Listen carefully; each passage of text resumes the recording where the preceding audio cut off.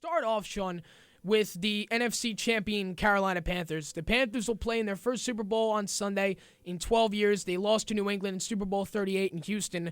Ironically, that is where the Super Bowl will be next season for Super Bowl 51. The Panthers come into this Super Bowl at 17-1. They look to become the third team in NFL history to go 18-1 and win the Super Bowl. So they're looking to do something that the 84 49ers did, the 85 Bears. In Carolina, of course, how they got to this point. 17-1 doesn't happen by accident, Sean, but you're the worst second-half team in football. They did whatever they could to get some of these wins. A lot of these wins were really hard fought. You look at the Giants, you look at Seattle twice, New Orleans, Atlanta. No, I'm sorry, they lost to Atlanta. The game that they beat Atlanta, it was 38-0. So how they got to this point, and then they go into Carolina 2 weeks ago against Arizona in the NFC Championship game, the first one in the history of Bank of America Stadium, the most convincing win of the season for the Panthers. Clearly the favorite going into this Sunday. Yeah, it's really been a team that's played with a chip on their shoulder all season long. A team that was doubted every step of the way when they had some of those close games early in the year that you mentioned. A 7-point win over the Texans in Week 2, a close win against the Saints at home, a close win against the Buccaneers a week after that. They go into the bye, they come out of the bye, and just squeak by the Seahawks on the road, which is a very nice win. And they beat the Eagles, close win against the Colts. So they've answered a lot of close game tests against very good teams. They've played with a chip on their shoulder, like I said, and it's gotten them as far as the Super Bowl with convincing wins against the Cardinals, who just didn't show up. And then, you can go back to that Seahawks game and be even more encouraged as a Panthers fan. Maybe not by what you saw in the second half, but you look at a Seattle team that was in the Super Bowl last year, two-time defending NFC champions, and you're able to be up 31-0 on them at the half. So, yeah, a lot of things, a lot of positive signs for the Panthers moving forward throughout this playoffs, throughout the regular season. They have one more game to go. Not a lot of Super Bowl experience on this roster, but like I said, a team that's ready to go nonetheless. Yeah, I believe we were talking before the show started. I believe, I could be wrong here, but I know Michael Orr won a Super Bowl with the Ravens, Super Bowl 47 in the Superdome in New Orleans. So I believe he may be the only one with Super Bowl experience. We'll have to look that up later. But sticking on the Panthers and how they got here, Sean, last night I was thinking, you go back to August when Kelvin Benjamin tore his ACL in practice and was lost for the season. Cam Newton's number one weapon now out for the year. So guys like Greg Olsen, Corey Brown, Teddy Ginn Jr. had to step up, and man, did they. But of course, and we are now hearing rumors that Cam Newton will win the MVP on Saturday night, and rightfully well-deserved if he does. Easily the front runner for this incredible season that the Panthers have put up. 35 touchdowns in 2015 regular season, threw for 248 yards and 3 touchdowns in the postseason. And Jonathan Stewart, a guy that hasn't really had many years of success in Carolina, at least recently, has really found himself once again being one of the top running backs in the NFL. 11 yards short of 1,000 rushing yards, 6 touchdowns. He led all running backs in rushing yards in the postseason. And, again, guys like Teddy Ginn Jr., Corey Brown, and especially Greg Olsen have proved to be dangerous offensive weapons, especially in this postseason. You look at Carolina and just how they've done without Kelvin Benjamin, and that is the scary thing going into next year, that they did all of this without their top guy on the team. So, looking at Carolina going into this Sunday, just what a miraculous season that they had. But like you said, Sean, you got one more to go. It ain't over yet. And this is an offense that isn't necessarily 100% wide receiver friendly in terms of they don't do a lot of things schematically, and we're going to both be looking at the film tomorrow to see more of what they do. Right. But they don't do a ton of things schematically to make you say, all right, they're running guys wide open. This is a system where any wide receiver can have success. It's pretty much a pro-style offense that the receivers have to create separation, and if they get even the slightest separation, Cam Newton, it's been his job to find him and hit him accurately. So for anyone that's really questioned Cam Newton this season, you try throwing in his receivers. Ted Ginn, Devin Funchess, Philly Brown, Jericho Cotchery, all guys that you mentioned Jericho Cotchery, what a throwback. Who don't get, I'm just looking at the depth chart, who don't get a lot of separation. Cam Newton, with his arm strength, has been able to get these guys the ball. And one thing this unit does do pretty well, run after the catch. So he gets it in his hands accurately, and they can make big plays afterwards. But it all starts and ends on this Carolina offense of Cam Newton. He's got Jonathan Stewart behind him, of course, who's had a big year. But Cam Newton, the quarterback, is the MVP. Without question. And again, we said it on going in Saturday night. The rumors are he will win the MVP on Saturday at the NFL Honors Award ceremony. And again, rightfully deserved, just with the season that Cam Newton had. And you know what was funny? I was watching an E60 yesterday. And Sean, if you had ESPN on anytime after the Pro Bowl was over, I'm sure you saw it as well. His life story. which basically culminated. He was Tim Tebow's backup at Florida. Yep. He got arrested for the laptop scandal. Had to go back to junior college, basically to start over. He had a lot of expectations in his hometown in Florida. I believe that's where he was from, or Atlanta. I'm not quite sure off the top of my head. Had to go back to junior college. He led his team to a national championship, went to Auburn to be their starting quarterback, and that's where Cam Newton found his name. He gets drafted by Carolina. A lot of guys didn't like it, and you know what, Sean? There were a lot of people out there, even me at one point, who thought this guy was going to be a bust. You know, he wasn't playing for the right team. He wasn't going to learn the system properly, and within 5 years, or 4 years, I would say, going into the season, he has proved every single doubter from the 2011 draft wrong, and he's going to be not only in this Super Bowl, but a very good favorite to win it. Yeah, and coming out of the draft, you know, people who evaluated the draft, people who were watching his tape and all that, the knock on him, I should say, was never that he couldn't do things that you want to see from an NFL quarterback. At times, if you watch him long enough, if you throw on enough film and you watch enough games and watch enough throws, you'll see everything you need to see at some point. It was just a matter of was he going to be able to put it together consistently every snap in the NFL. If you watch long enough, you'd see him, be able to stand in the pocket, take a big hit, not get, too friendly to rolling out of the pocket and make a big throw down the field. You'd see him use his legs to avoid the rush and keep his eyes downfield. You'd see him make these reads, get the ball out of his hands quickly. At some point, you'd see him do all these things, but in the NFL, it was a new level for him, and it took him a few years to adjust, that's for sure, but now he's finally starting to put everything together. The arm strength is obviously there. He doesn't, anytime you get a young quarterback with an exceptional arm strength like that, you like to see that they can also make the right reads. He doesn't try to rely too much on an arm strength and force the ball into tight windows. Occasionally he has to make throws in tight windows because of these receivers that we mentioned, and more times than not he gets it complete, and that's why he is going to be the MVP. But Cam Newton has started to put everything together that we questioned if he was going to be able to do or not, and what we have is one of the most dynamic quarterbacks in the NFL, and will be for years to come. Yeah, for sure. No question about that, Sean. And I just remembered a thought came to my head. When the Pro Bowl was over yesterday, I took a Snapchat of the Denver, Carolina. Basically, the coverage started right after the Pro Bowl was over, and I said, let the countdown begin. Right. Because that's all I was thinking about during the Pro Bowl, and I was like, if Derek Carr throws one more Hail Mary in this game. It was good to see Sean Lee intercept Eli Manning. I thought the funniest one was I think it was Richard Sherman. He was running with the ball, and I forgot who tackled him, but it was it was one of his teammates. He lost like 22 yards. He lost like 22 yards. I got a notification on my phone. I think it was Michael Bennett who tackled Richard Sherman. Yeah, I got a notification on my phone. Let me see if I can find. I should have it right here. Yeah. Or was it Cam Chancellor? I can't remember, but it was Richard Sherman got tackled by one of his teammates. Pro Bowl video. Cornerback Richard Sherman gets the ball on offense, runs backwards, and ends up losing 22 yards. Live on ESPN. And I just screenshotted it and put it on Twitter. I was like, okay, then. Well, at some point they had Beckham playing safety, too. So Travis Frederick, the Cowboys center, took the last snap of the game. Yeah. At some point they had Beckham playing safety. I think they had... What a mess. It's just a mess, honestly. What was awesome was seeing Todd Gurley behind the Cowboys line. I know everyone in Cowboys. That was pretty cool. Everyone in Cowboys Nation on Twitter was kind of salivating over that, and had to take a step back and say, "Oh, this probably isn't going to happen anytime soon." But hey, Now the question this here. This is the line that led Darren McFadden to the fourth highest rushing total. The question here is: when Todd Gurley suited up, did his patch say Los Angeles Rams on it? No, I don't think they have that stuff rolled over yet.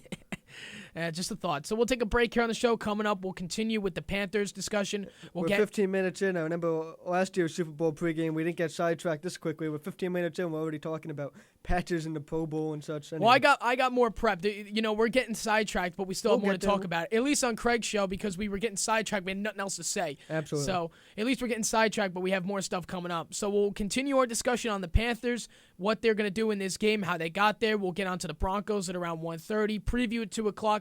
We'll get into some X Factors, Super Bowl facts, and, of course, our predictions before the show is over. 16 minutes past the 1 o'clock hour on SMC Sports. Number to call, 973-655-4256. To join the conversation, Sean McChesney and Sean Martin for 6 days before the Super Bowl here on SMC Sports. Back after this.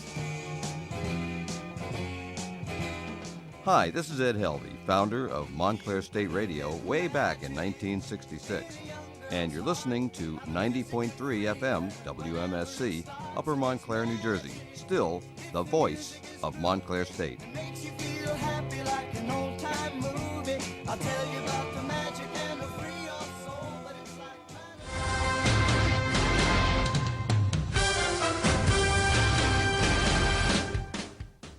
Alrighty, 17 minutes past the 1 o'clock hour. You're tuned in to SMC Sports here on 90.3 FM and on WMSCRadio.com. 973-655-4256 is the number to call to join the conversation. It is the official Super Bowl edition of SMC Sports. Today we'll be talking Super Bowl all day. We were just starting our discussion on the Carolina Panthers. We'll continue that until about 1:30. 1:30 we will touch on the Denver Broncos. We'll get into the preview of the game at 2 o'clock. We'll get you into some X factors, some facts about this Super Bowl provided by our lovely GM Annabella Poland when we did that feature last week. I gotta get a copy of that for Wednesday. I wrote it down. I'll give you my copy. So we got all that. We'll have our predictions at the end of the show. Sean, you'll make yours before you have to leave, I believe, at about, 2:15, 2:30? Just about 2:30 class. All right, perfect. So we'll stick on the Carolina Panthers right now. And, Sean, we touched on their offense. We touched on Cam Newton, how he was able to scramble a lot this year. We touched on Jonathan Stewart, who faced a lot of defenses that couldn't stop the run. And you know what? I think we saw that with Jonathan Stewart. Almost at 1,000 rushing yards in the season.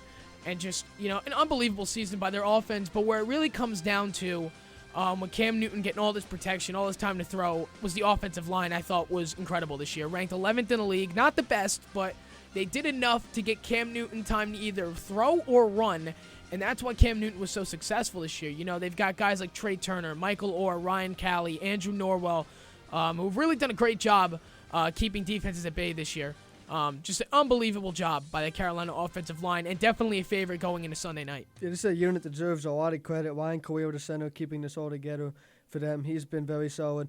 This is an offensive line that doesn't, they don't overwhelm you by any stretch, but it's a big offensive line. They're physical, and, they just do their job. It's not, all-star offensive line. You didn't see any of them, I don't think, at the Pro Bowl yesterday. You saw the Cowboys offensive line, but... What, the Panthers offensive line? Yeah. No, they were on their way to Santa Clara at that point. Well, yeah, that's true, but...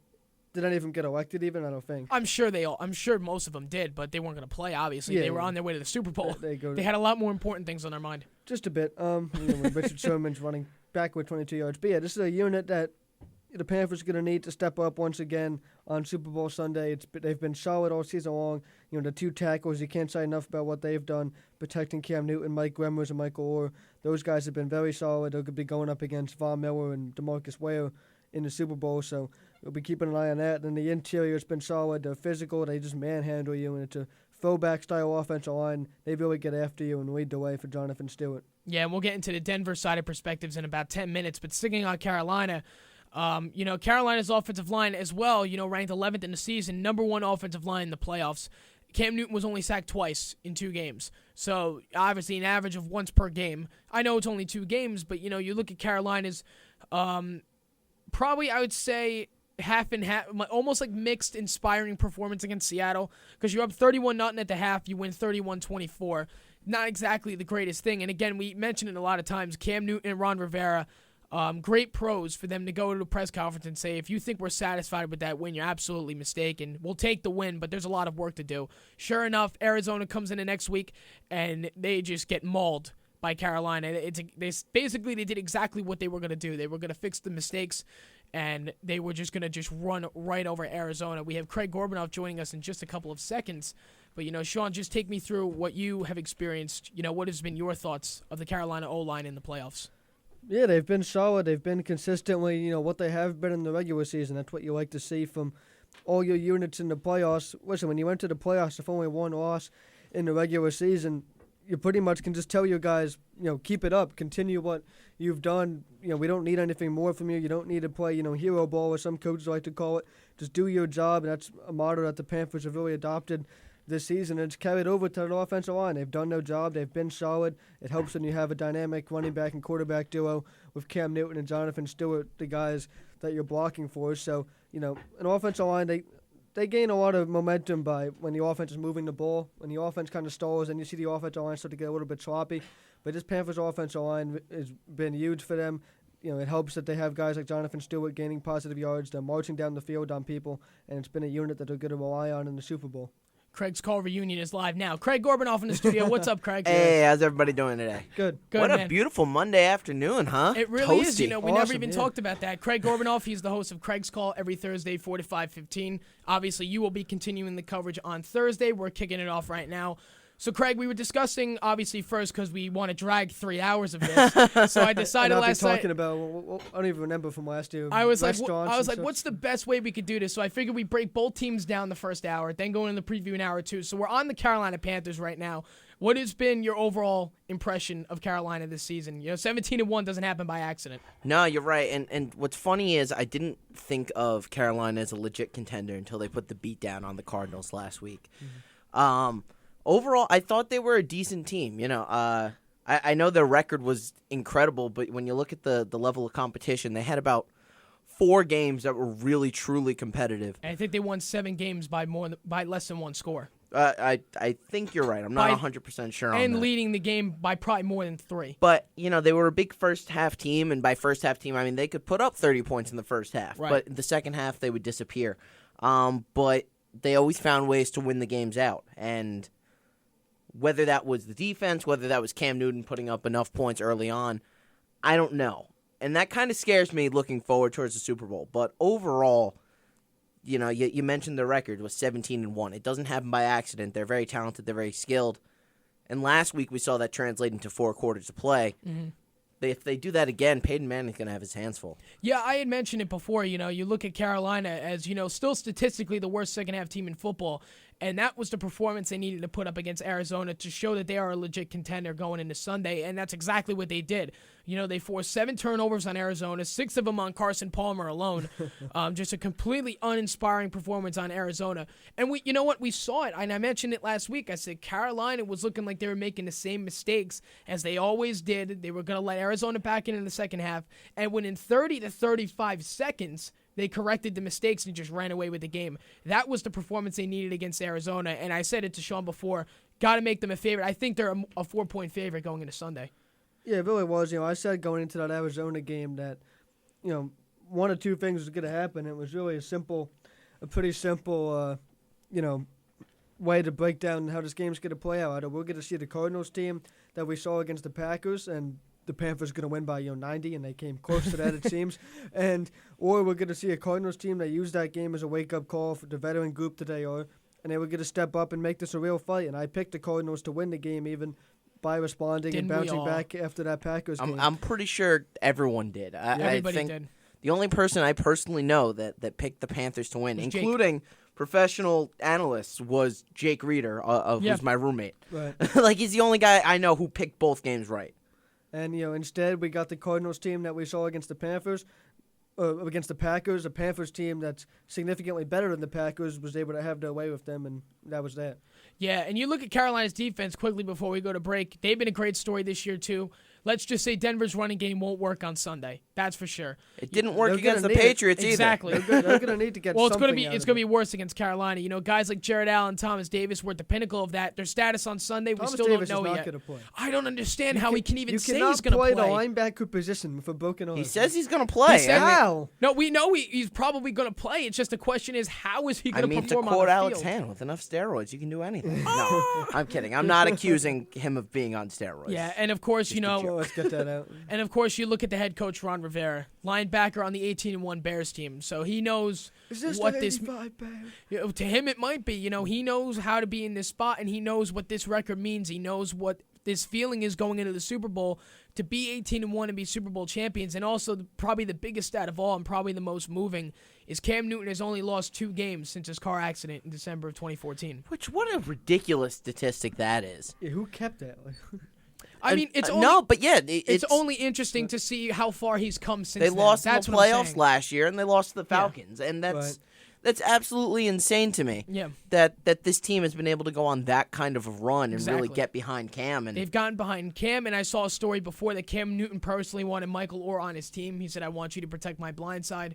That was a text I think he sent him, last February or something like that. And now here they are in the Super Bowl. Here they are. So we'll take a break here on the show. Coming up, we will break down the Denver Broncos, how they got here, what they need to do on Sunday. We'll get into the preview of the game at the top of the 2 o'clock hour. You're listening to SMC Sports on 90.3 FM and on WMSCRadio.com. 973-655-4256 is the number to call to join the conversation. Sean McChesney, Sean Martin, and Craig Gorbunoff. We are back after this.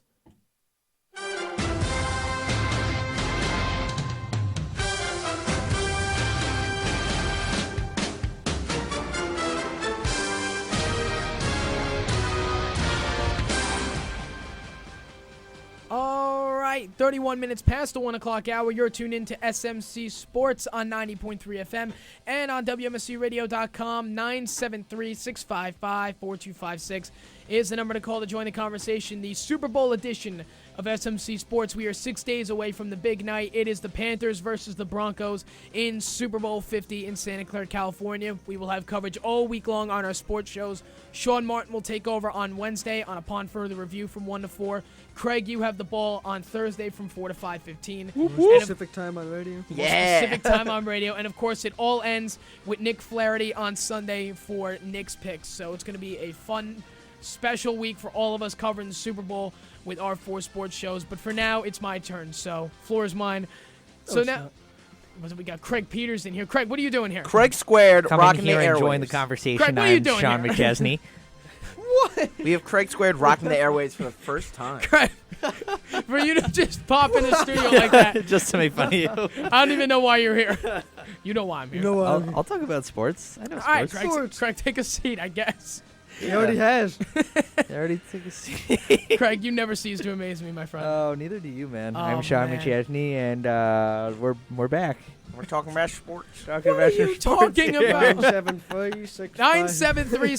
973-655-4256. Everybody's getting on board today. Somebody better call in now. Now's the time to call. Now's the time as Craig is now leaving. Oh, what? See you later, Craig. Thanks for joining us. Oh, he's too funny. Just So, to be clear, Craig Gorbunoff. Craig still Gorbunoff here. is still Yeah, here. of course. Craig Peters. We our- actually our- had some legitimate sports interest to this. Yeah, that was the one and only Craig Peters of WMSC. Shout out to Craig Peters for hopping on. So we discussed Carolina before. Now we'll switch to the AFC Champion Denver Broncos.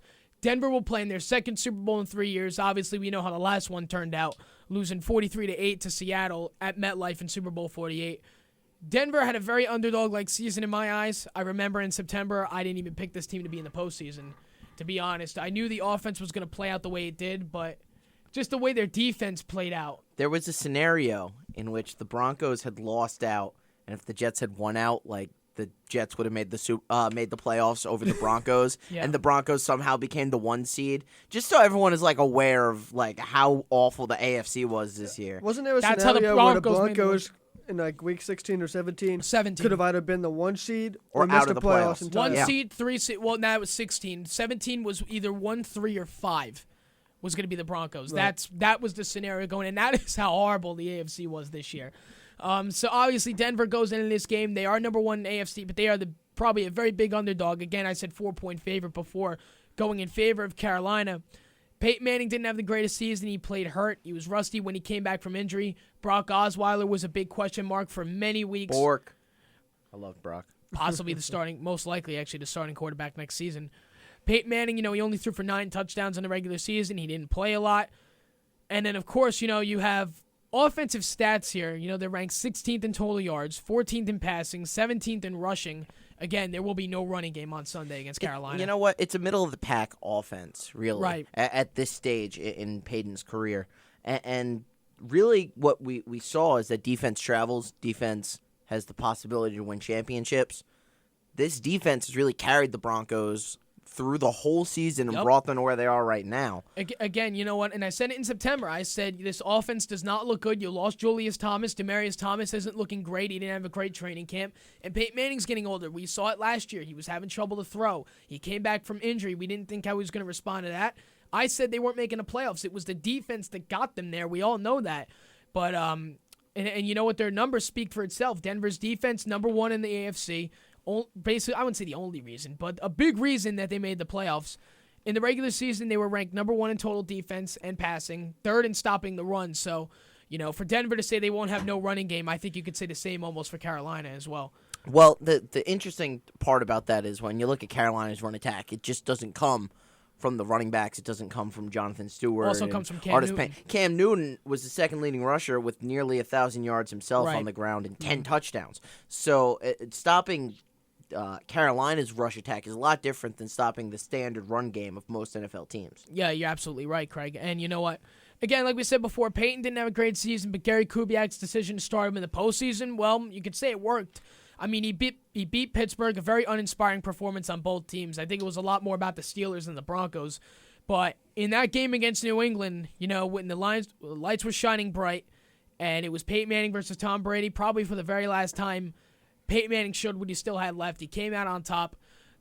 Brady didn't exactly play his best. Same with New England. Obviously, the receivers didn't help. But Peyton Manning got the job done. His numbers weren't great in that game, but, Sean, we were talking about it, a couple days ago. Peyton got the job done. That's all that matters. And, there's a good chance, don't count Denver out of this game because he can do it one more time. Yeah, he was solid. He avoided the big mistakes. He avoided the disastrous plays that we almost saw against the Steelers and we did see countless times in the regular season. So, he was solid. He did basically what they asked him to do. They have obviously super talented receivers when you look at guys like Demarius Thomas, Emmanuel Sanders, all those guys capable of turning short passes into explosive plays. So he got the ball into the hands of his playmakers, understood what he had to do, and really put together a pretty solid performance as about what you can expect at this point of his career. And you know what's going to be an interesting thing going into the Super Bowl is Peyton Manning has had a week off to get healthy. Mm-hmm. I would say, as far as arm strength, he was throwing the ball pretty hard for this stage in his career as against New England. And now, with a week off, a chance to ice the shoulder a little bit, I think he's going to be able to play his better football of the season in this game against Carolina. And also, not for nothing, but I know Carolina's defense is good, and I know it's statistically very good. But when you look at the corners and the secondary, outside of Josh Norman, it's not exactly an elite group. There's definitely some possibilities here for Peyton Manning to pick apart this defense. Should, he have time in the pocket and is able to analyze what's going on here. Yeah, with the difference between the two quarterbacks, we know Cam is going to be able to escape the pocket more easily. You're not going to see a lot of that in Peyton Manning. He's going to have a lot. Not going to see a lot. You won't see any. I think he did it once against New England. Didn't he do a bootleg? Yeah, he'll do it. So, yeah. He'll do it a couple times if he has to, and we won't see that until the second half when he realizes how screwed he is if he doesn't do it in the first half. So I'm sure we'll see it a little bit out of Peyton.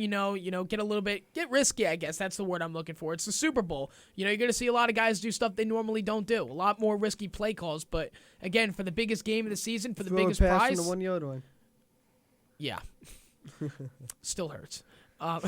You're not even a fan. But I didn't want New England to win. You know what's funny though? When you look at the list of teams that Denver has played to get to this point in the playoffs, right? They play the Pittsburgh Steelers, who have a 2-time Super Bowl winning quarterback in Ben Roethlisberger. At one point had the hottest offense in the NFL this season. They play Tom Brady and the Patriots, probably the best team we've seen in the past 15 years.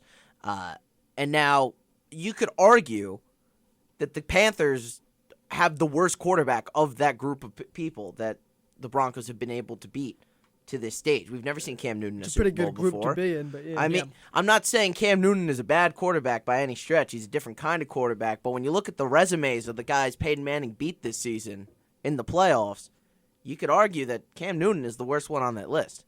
Yeah, I would have to agree, but Cam, I'm not giving anything away from he's had an incredible season, but sticking on the Broncos for a little bit more, we'll get into the preview of the game at 2. Again, Peyton didn't have the greatest season. Obviously, we remember last year he had that injury midway through the year. That's why he wasn't playing as well. And then against Indianapolis, he was throwing to nothing but white and blue in the postseason. And then he comes back. You question his health. Obviously, his health was a major factor in him not playing well. He took a lot of weeks off. He came back week 17. And here's another thing, Peyton going into the Super Bowl, and I've said this many times. Craig, I said it on your show. I've said it in the feature we did, Sean. For Peyton to even be focused on Carolina, he must get past Seattle.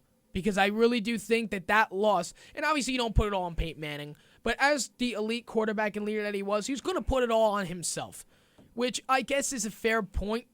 But for Peyton Manning to focus on Carolina, he has to get past MetLife Stadium 2 years ago. He has to get past that downright, demolish of, the beatdown that Seattle gave them. He has to get that past his mind. I'm sure he was watching film on that to figure out what went wrong. And like Sean said, everything went wrong that game. But I'm sure he's looking over film, what went wrong, what he can improve on.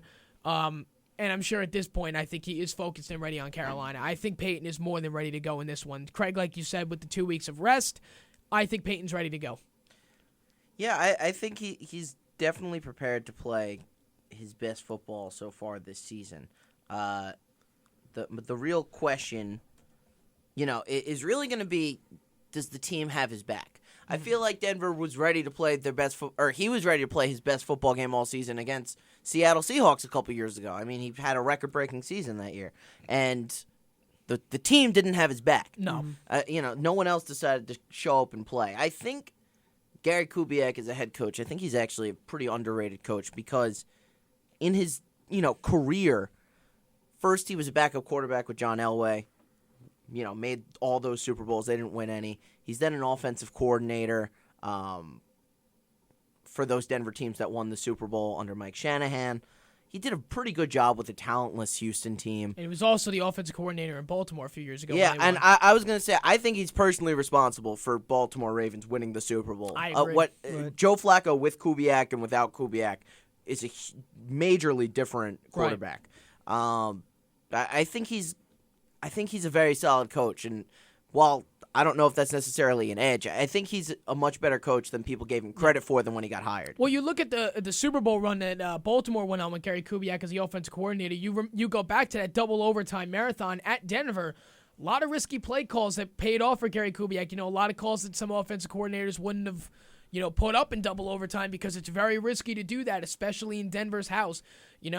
He had the risk taker to do that, and to me, I believe that's what got them to the Super Bowl. And you went into New England, the AFC Championship the next week, a New England team banged up with a lot of injuries. I wouldn't say walked over New England, but if Baltimore, I believe, was favored in that game, if I'm not mistaken, and they showed why. And then, of course, we all remember what happened in the Super Bowl. Craig, I think you're right. I think Gary Kubiak had a lot to do with that, and, a very underrated coach, and I look forward to see what he can do in his first Super Bowl as a head coach. We'll take a quick break here on the show. Coming up, we'll continue on Denver. We'll get into the preview at 2 o'clock. We also got some facts here as well about this Super Bowl, some stats. Craig, like you did on Thursday, we're going to do some X factors as well. Ooh. For this game, we're going all 3 hours. At least we're going to give it a shot. Puppy Bowl, hour 3. Puppy Bowl, hour Bowl, 3. get the hell out. I'm so down, dude. I'm so down. I'm glad I'll be gone by then.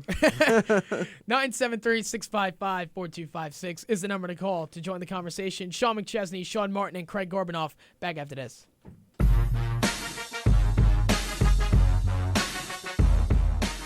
Hey, you. Yeah, that's right, you. What are you doing Thursday 4 to 5:15? Well, you should join me, Craig Gorbunoff, right here on 90.3 FM WMSC Radio for Craig's Call, the most specifically timed show on radio. Tune in live and hear the latest and greatest in sports talk radio, where my panel and I break down everything from this past week in sports. Craig's Call, Thursdays from 4 to 5:15, right here on WMSC.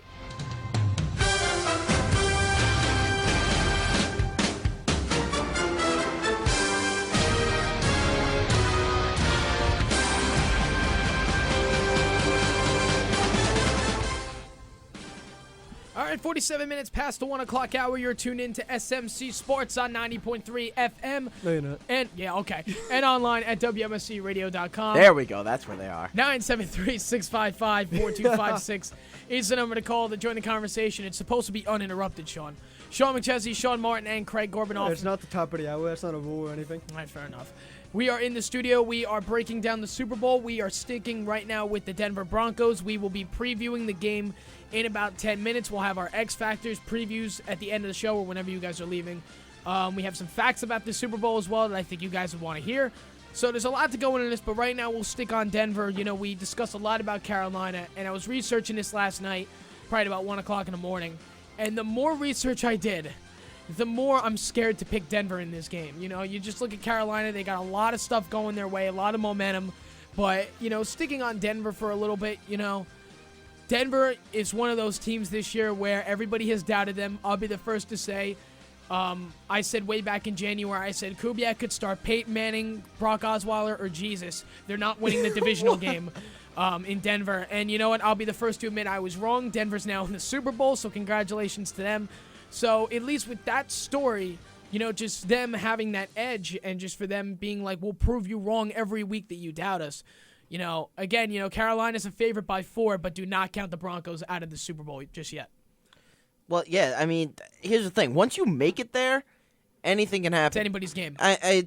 let's look at all those times in what the 80s when John Elway made the Super Bowl 4 times in a row, 5 times in a row, and he didn't win a single one of them, even though they were the clear favorite every single year. Right. Or a decade later, Buffalo Bills, right? They make 4 Super Bowls in a row.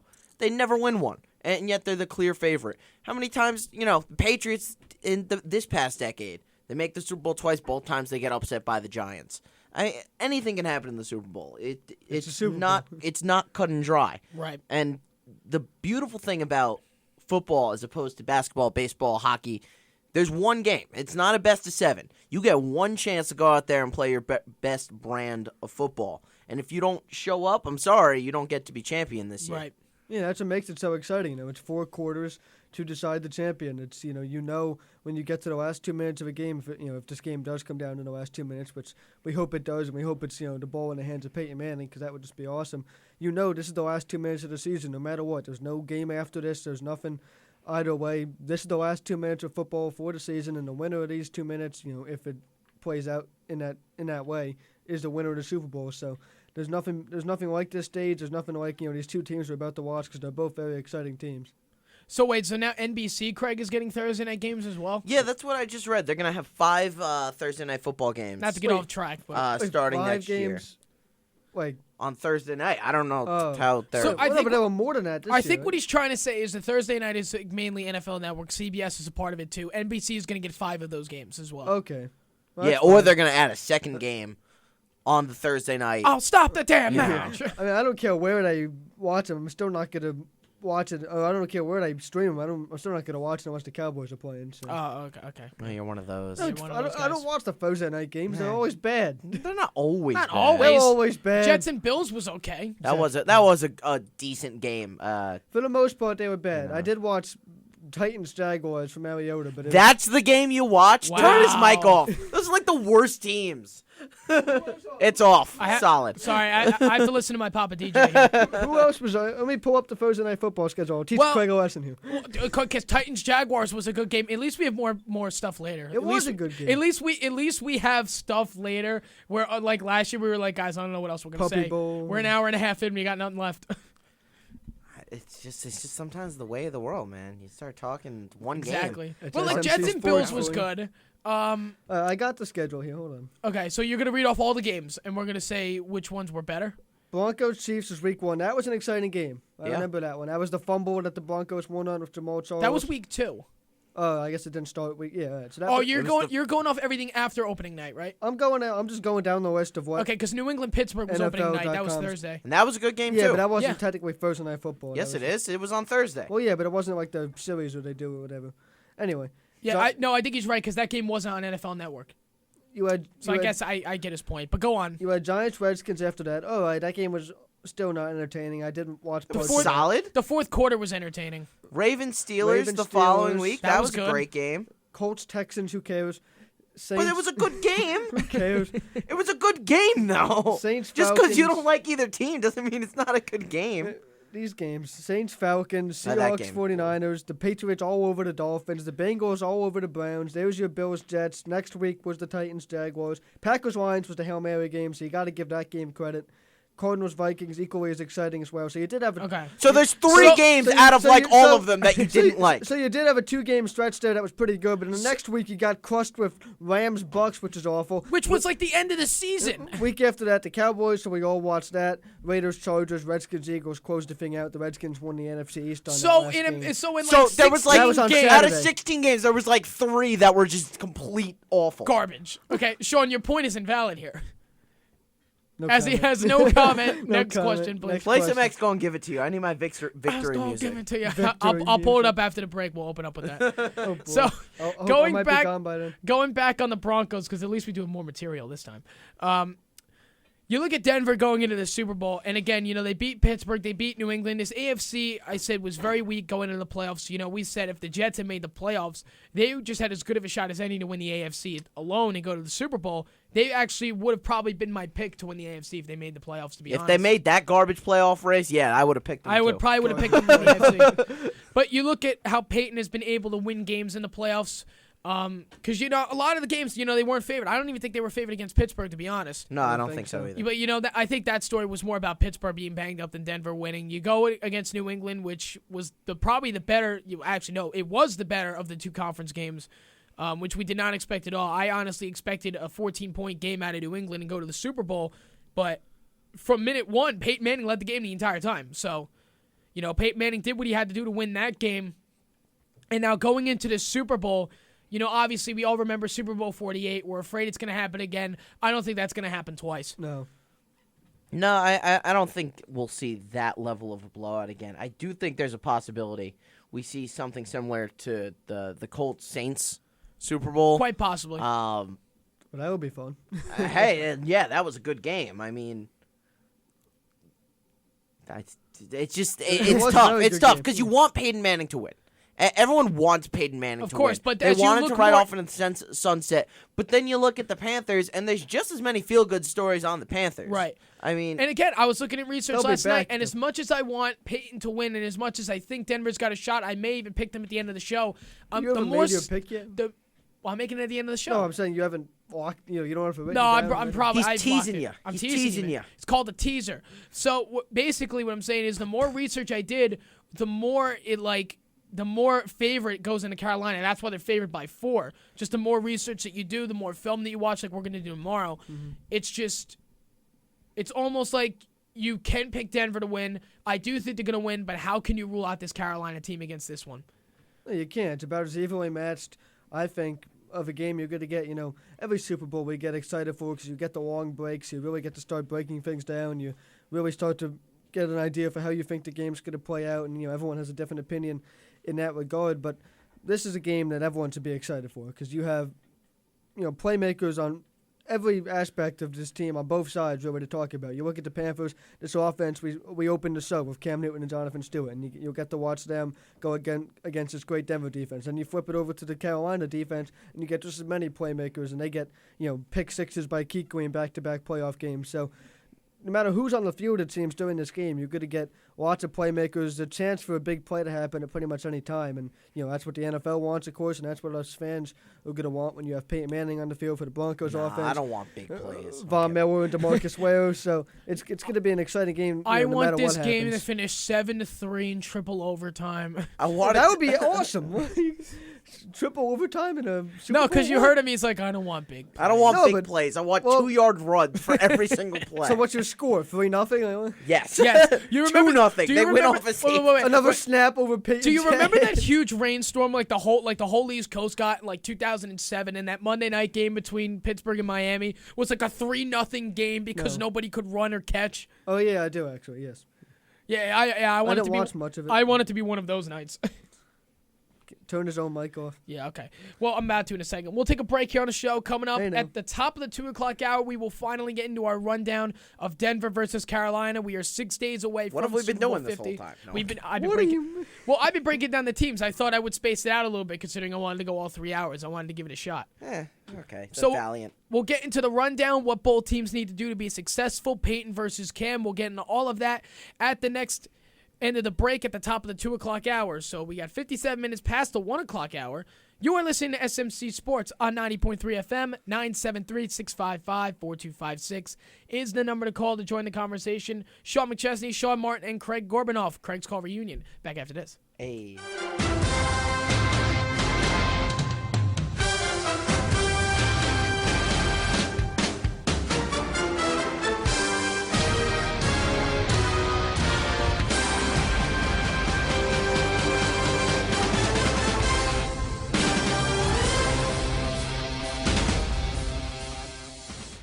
Top of the 2 o'clock hour here on 90.3 WMSC, Upper Montclair, New Jersey. You're listening to SMC Sports, the Super Bowl 50 edition of SMC Sports. Sean McChesney, Sean Martin, and Craig Gorbunoff in the studio. Number to call, 973-655-4256 to join our conversation. So we broke down Carolina, we broke down Denver. Now it's time to get into things, guys. 6 nights away, 6:30 p.m. kickoff at Levi Stadium. It is the AFC Champion Denver Broncos against the NFC Champion Carolina Panthers. For those who are just joining us and live under a rock, that is your Super Bowl matchup on Sunday.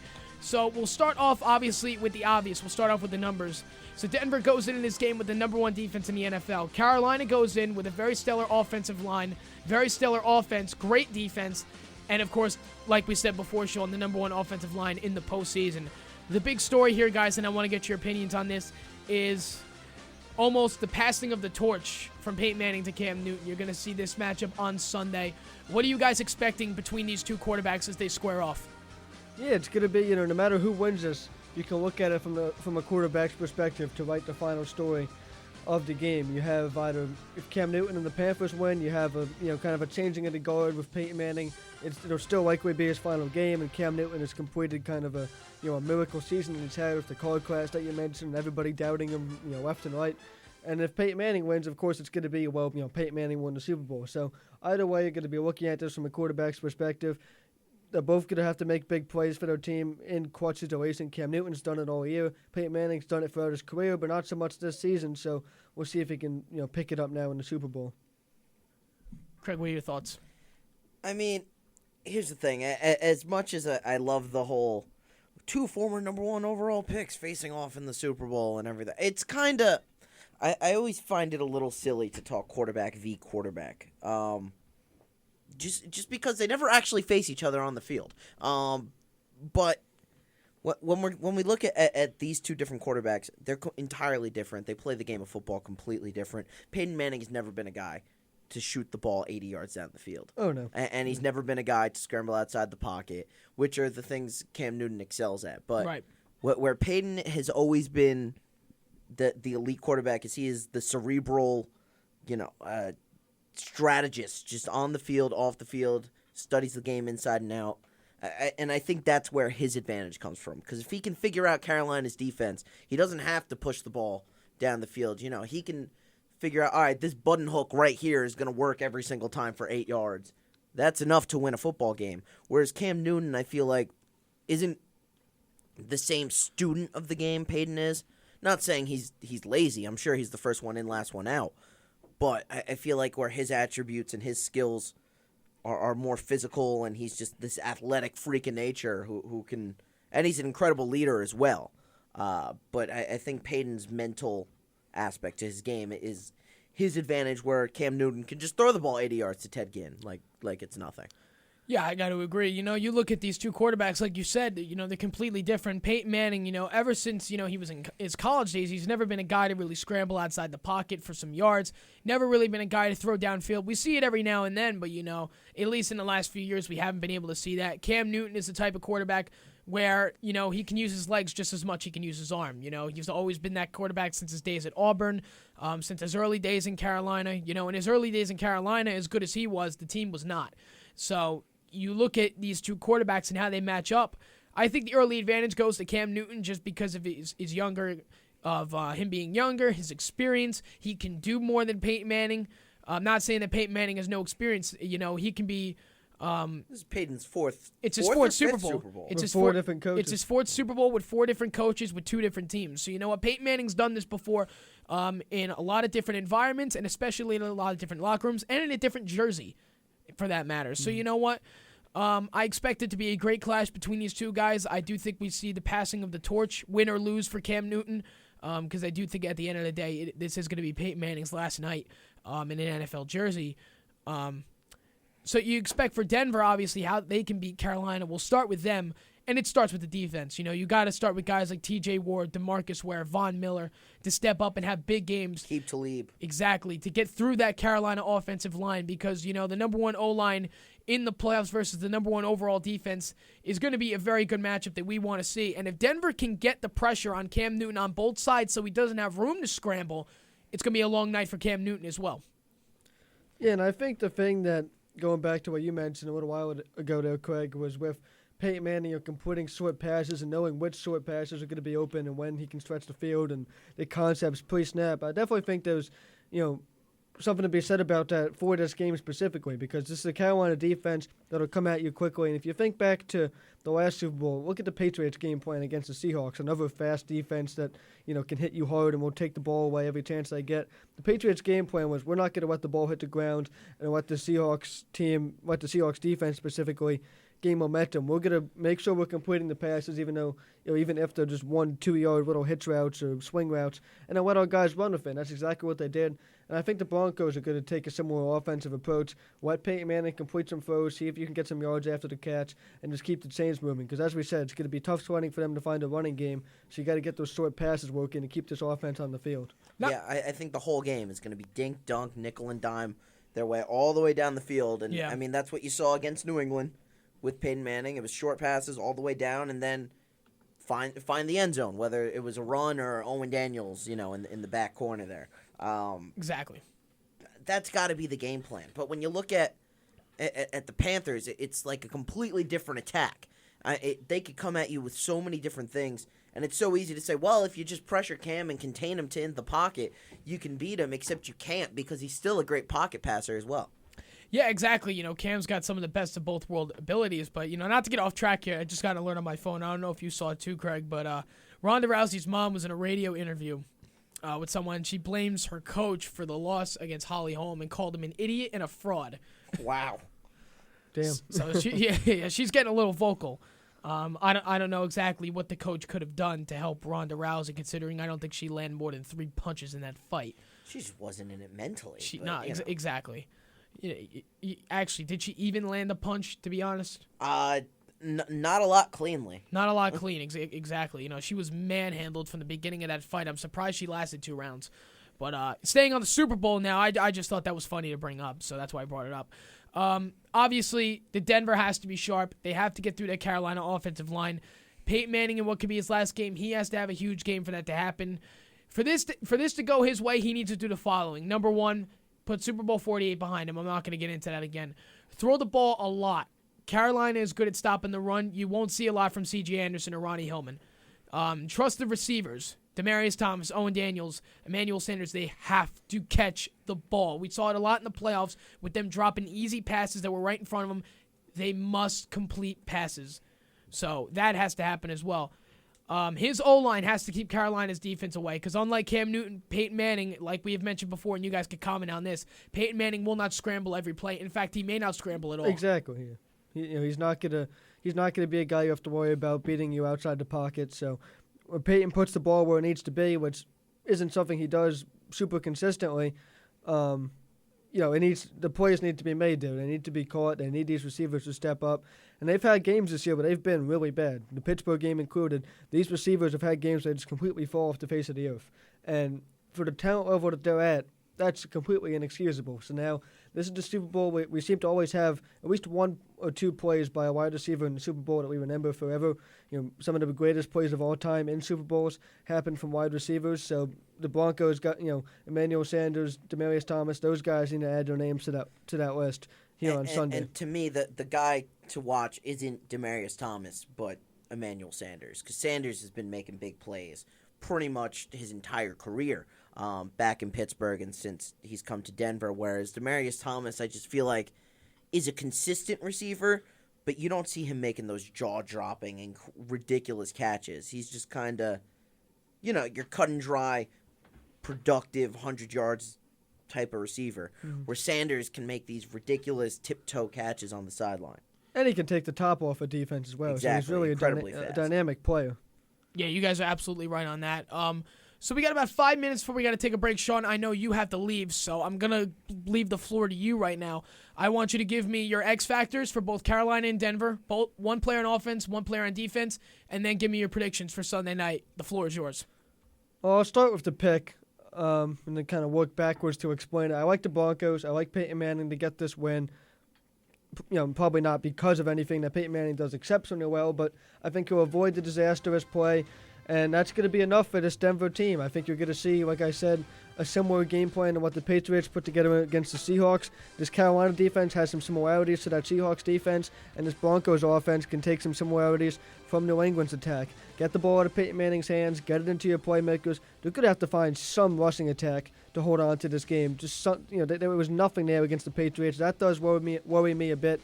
but I think they'll get enough out of the running backs, enough out of Peyton Manning to keep this offense on the field, dominate time of possession, put up just enough points to win, looking at, 20, 24 range, and let the Denver defense go to work. They're going to have their best game to hold Carolina, under 20 or so is no easy task, but I think they will. Get some pressure on Cam, let DeMarcus Ware and Von Miller just go to work running around these tackles, pin their ears back, get after Newton, force him into a bad throw. One big turnover is going to be the difference in this game. Is it going to come from Cam Newton or is it going to come from Peyton Manning? Flip a coin. I say it's going to Cam Newton. He makes a big mistake. The Broncos hold on late. I'll give a score 24-17, Super Bowl 50. Wow. Okay. So that's Sean Martin's prediction, and of He's course, wrong. we'll get to yours later, Craig. I don't even know if I have one right now. I'm gonna come up with it probably by as Thursday, we right? progress. Exactly. So that's Sean Martin's pick and his X Factors. Sean, I thank you for joining us on the show. Anytime. It's been a lot of fun, and of course, you're more than welcome back next week when we have the recap of Super Bowl 50. Because you're welcome. This upcoming Wednesday, I'll have my own 3-hour Super Bowl pregame. So absolutely. If you get tired of Sean here, or if you didn't have enough of Sean, you can. Tune into me. Because they're gonna be just wonderful for you, right? Oh yeah. Oh, yeah. Yeah, I'll probably be in and out of the studio just for training reasons, but I'll stop in every now and then. So, right. So that's gonna be it for Sean Martin, and we're gonna take a quick break here on the show. Coming up, myself and Craig, and I believe Danny Waffenfield will be in soon. We will continue with our recap or preview as well.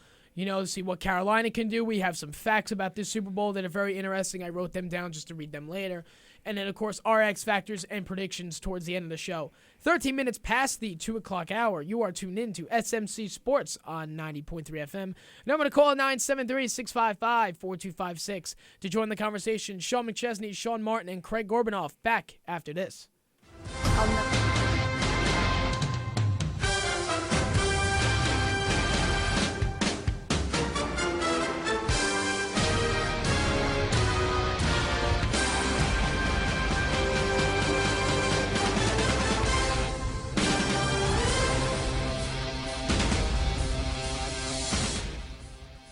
All right, 16 minutes past the 2 o'clock hour. You're tuned in to SMC Sports on 90.3 FM. 973-655-4256 is the number to call to join the conversation. Also live on WMSCRadio.com. Sean McChesney and Craig Gorbunoff here in the studio. Sean, thank you so much for joining us as well. He will probably be on the recap show next week for Super Bowl 50. Again, Broncos, Panthers in 6 nights at Levi Stadium in Santa Clara, California. So, we touched on both teams, Craig. We touched on so far, we're going through the rundown now. We basically have said, what Peyton Manning can do to win this game. And again, we left off with the offensive line for Denver. It hasn't exactly been the strongest this year. Almost every time I look over, either Peyton or Brock is on the floor. But on this night, they have to be sharp. Because again, we broke down both quarterbacks, and unlike Cam Newton, Peyton Manning is not going to scramble on Sunday night. Offensive line has to be sharp and give him time to throw the ball. Yeah, no, that's 100% accurate. It's tough for for Peyton Manning. It's going to be tough sledding this whole game, right? And it's been tough sledding this whole season. And so the team has to have his back. And so many times I feel like in the Super Bowl, especially, his teams have not had his back. We saw it against the Seahawks just from the first play with the center snapped it way over his head, and all of a sudden it's a safety. Or against the Saints. They didn't have the wherewithal to think that an onside kick is possible, and they couldn't recover the onside kick. At the beginning of the second half, too. But anything's possible in the Super Bowl. Absolutely. You got to be aware for everything.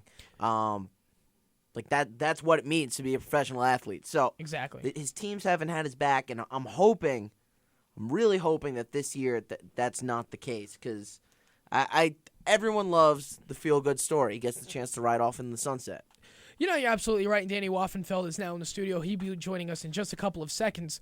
But, going off this offensive line, like I said before, and like you said, Craig, it almost is like the last 2 Super Bowls Peyton has played in, Super Bowl 44 against the Saints when he was a Colt, and Super Bowl 48 against Seattle. It was almost like the team did not have his back in those games, and he did not perform well at all. You look at Super Bowl 44, not a lot of people remember that Super Bowl. That was, I believe, the first time in a long time that number 1 seeds had faced off. Obviously, the last 3 years, it's almost been like a written story that has been the case. But in that Super Bowl, they did not have Peyton's back, especially the defense. And then, of course, we all know how Super Bowl 48 turned out. So for this game, and I personally believe this is Peyton Manning's last game, I have no doubt in my mind that everybody on Denver is on the same page going into Sunday. And let's hope. Let's just really hope that they are. I like to think that they are, and I like to think that, I know you and Sean wrote off the run tack of Denver, but I wouldn't count it out because they've shown at times that they've been able to really, run the ball pretty effectively, and I know the numbers don't quite demonstrate that, but at times both Ronnie Hillman and C.J. Anderson have been able to make a difference on the ground, and should everybody be, let's win this one for Peyton, everyone's going to have a good game, and you'll see that from a rushing attack that's not supposed to do much to a defense that isn't given enough credit to shut down Cam Newton. Yeah, I agree. And along with myself and Craig, Danny Waffenfield is now in the studio with us. Danny, how is it going, my friend? Good, how are you? Good. So we were talking about before, with the first hour, we broke down both Carolina and Denver. Just real quick, give me your perspectives on the two teams going into this game. What are you expecting from both teams? Just from how the season has played out, we watched a few games ourselves together. What do you see out of the Carolina team this year and Denver as well? And what makes this Super Bowl, special, Super Bowl 50? What makes these two going in special? Well, the Broncos have all the experience, and that's definitely going to come into play. They have a lot of guys who've been in the playoffs. Some guys have been in the Super Bowl. Payne's been there, 4 Super Bowls? And this will be his 4th Super Bowl and I believe, his 2nd with it. No, it's his 4th Super Bowl. I don't even know the numbers, but he's been with 2 different teams in the Super Bowl more than once. Yeah. There you 4 go. different coaches. 4 Right, different coaches. And 2 different teams twice. Yeah, and I know Gary Kubiak has good experience. The defense has terrific.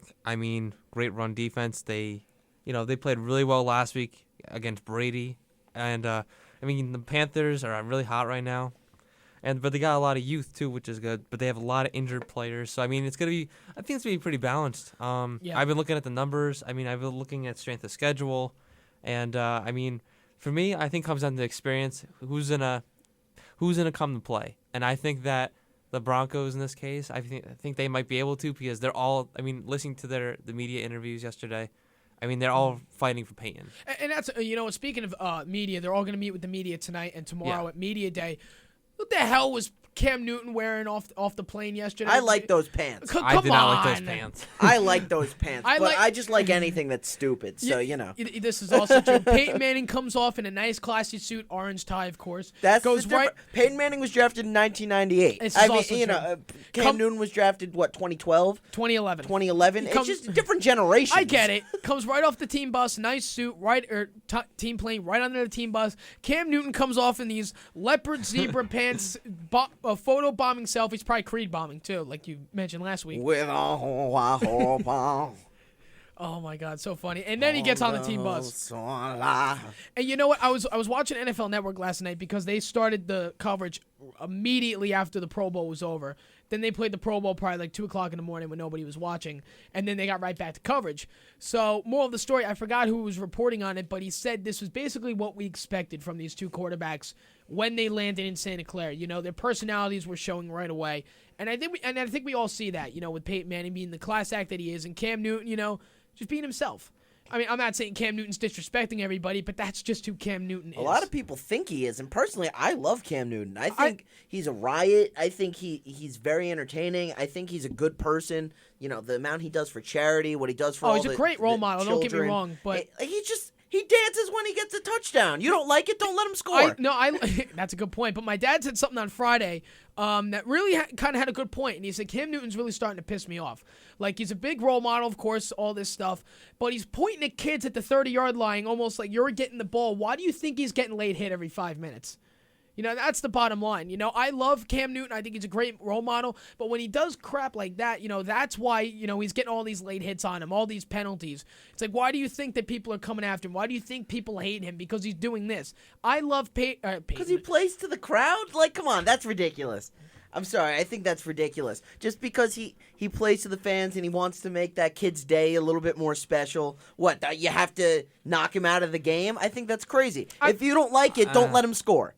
That's the end of it. Go out there and do your job and don't let the Panthers score a touchdown. I'm just saying it was a good point. Again, I love Cam Newton. I think he's probably one of the better quarterbacks of this day. And, the stuff he does for charity. I remember one play in New Orleans, the ball boy took the ball away. He ran at him, took the ball back, and gave it to a kid. That's just the kind of player Cam Newton is. But, just the stuff that he's been saying, obviously, media's getting all fired up and all that. To me, let's just worry about the game, please. I mean, I'm the opposite. I don't like Cam Newton very much. What? Says the guy wearing light blue. That's just ironic.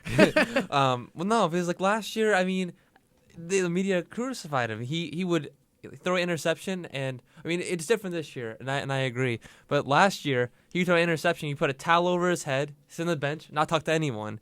And I mean, Rivera was in the hot seat, almost got fired. I mean, everyone was saying how terrible a leader Cam Newton was, and he kind of transformed this year. So I do like him more. But he matured, yeah. Yeah, he definitely matured. I mean, he's a different player than last year, but I don't know. I'm not a huge fan of him. I think he's very arrogant. I think the whole team's car arrogant. Crash changed everything. We mentioned that before. He's only lost 2 games since. Yeah, you're absolutely right. I absolutely think that the car crash changed everything for Cam Newton. Maybe it gave him another look at life. Maybe he's like, oh my God, I probably should have died on that highway, and I only had 2 minor fractures in my back, and I played 2 weeks later. So maybe he takes it as another sign of life almost. As like, maybe I need to clean up my act. Maybe I need to do this. I need to be a better person.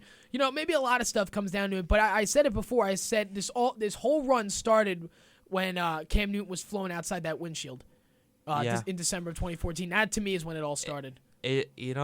Sometimes you get a smack in the head and you realize he got more than a smack. Yeah, I know. Yeah, I know. I mean, the car was totaled. I mean, he almost died. I mean, could have.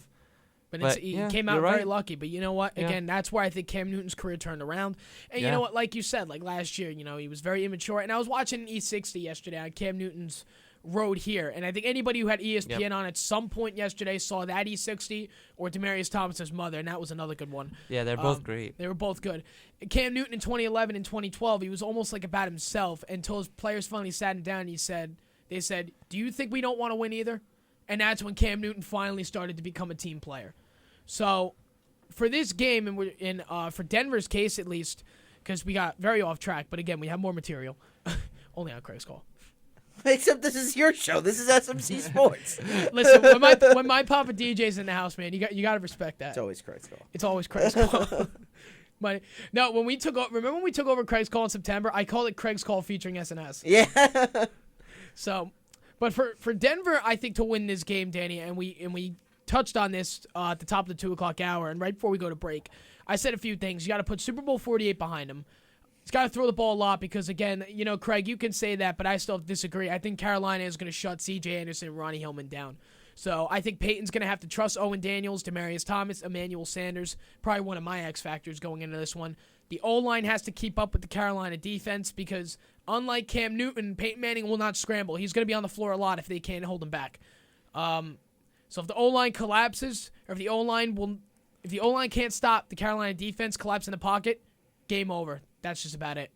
So we'll take a quick break here. Coming up, we will continue with the rundown of Super Bowl 50. We have facts to present, predictions of the game, and just, a lot of other stupid stuff like the Puppy Bowl and stuff.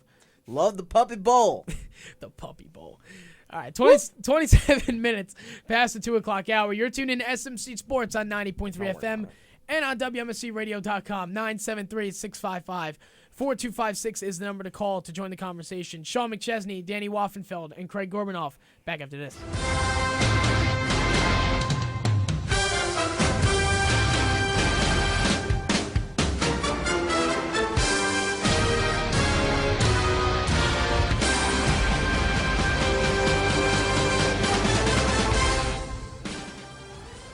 32 minutes past the hour, yes, playoffs, on SMC Sports on 90.3 FM and on WMSCRadio.com. Number to call, 973-655-4256 to join our conversation on Super Bowl 50. Sean McChesney, Danny Waffenfield, and Craig Gorbunoff are in the studio gracing me with their presence on this lovely Monday afternoon. It's got to be like 55 degrees outside. Oh, yeah, it's wonderful. Nice. Mm-hmm.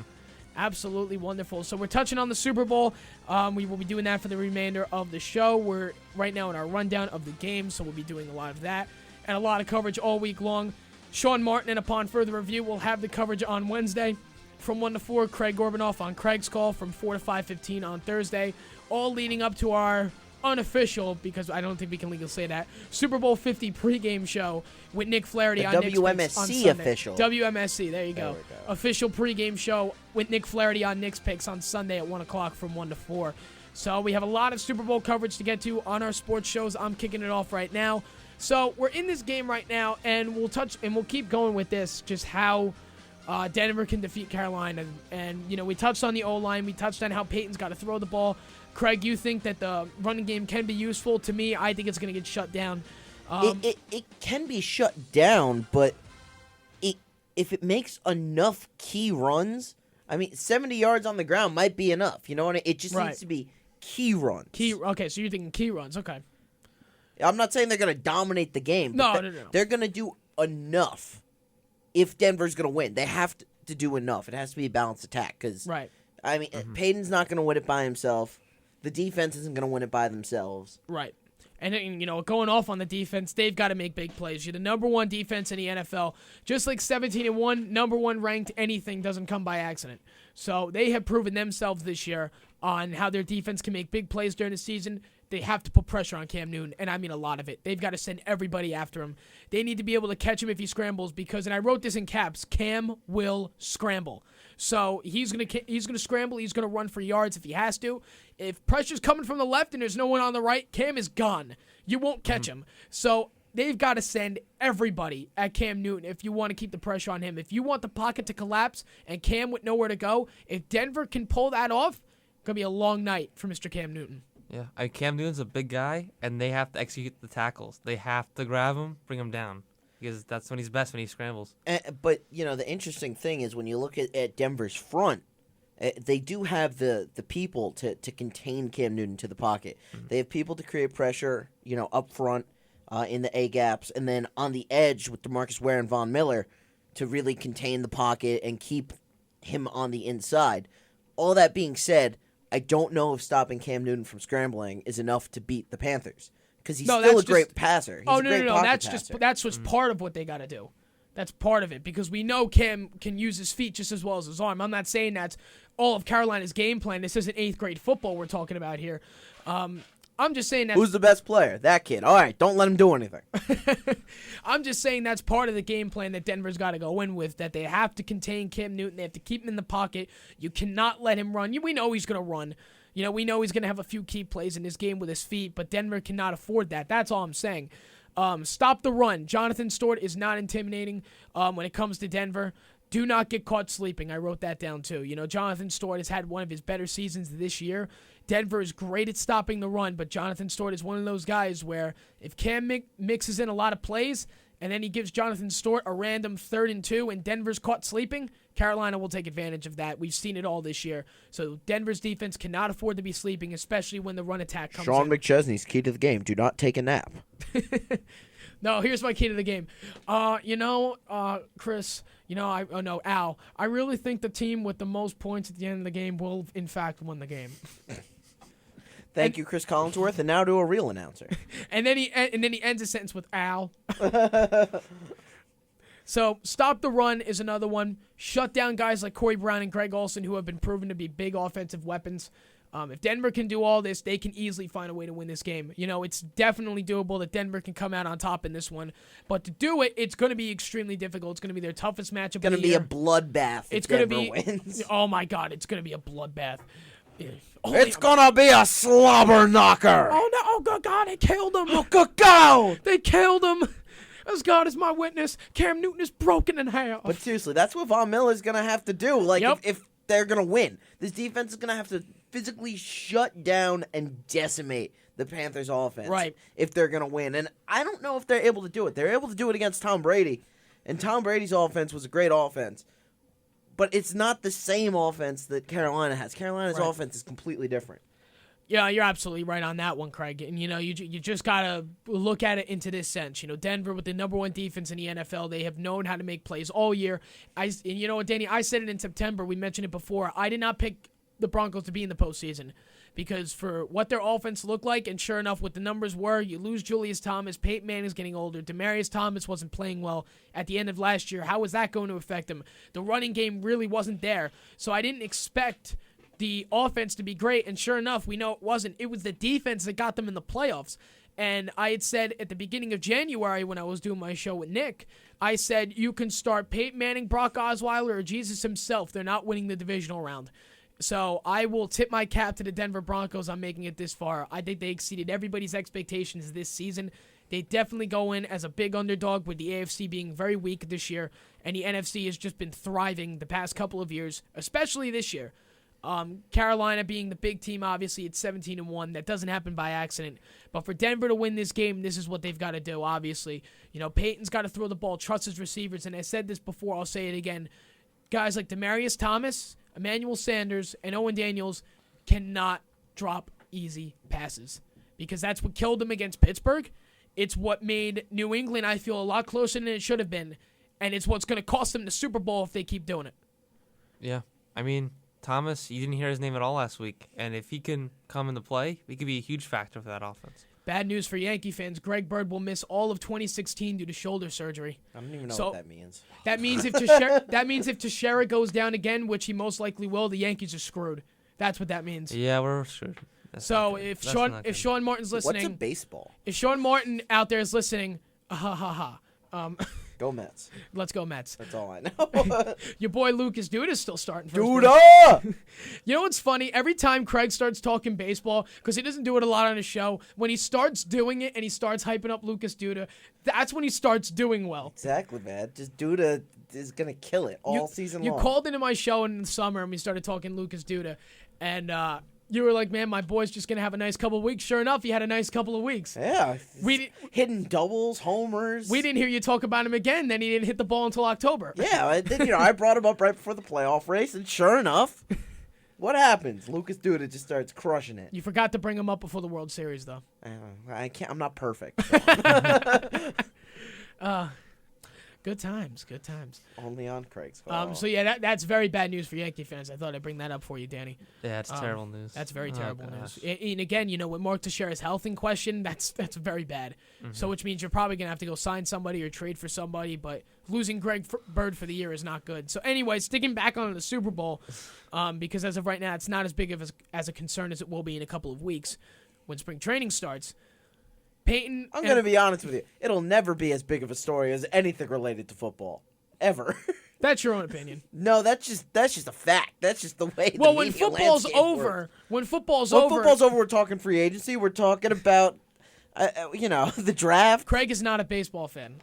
That's another part of it. I'm not a baseball fan, but I guarantee you the NFL draft is going to get higher ratings than opening pitch on for a baseball game.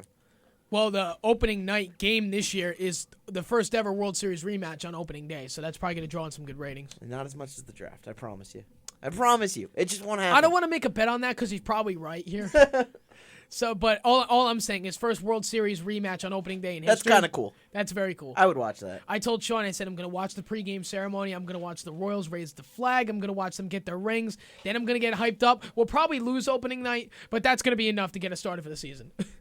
And he's like, then you'll lose opening night. I go, most likely, yes. Sean will pick the Mets to lose every single game. So. Yeah, I wouldn't be opposed to losing. I mean, I would be opposed We're to losing. We're talking football now. We are talking football. Thank you, Craig's call, Mr. Papa DJ.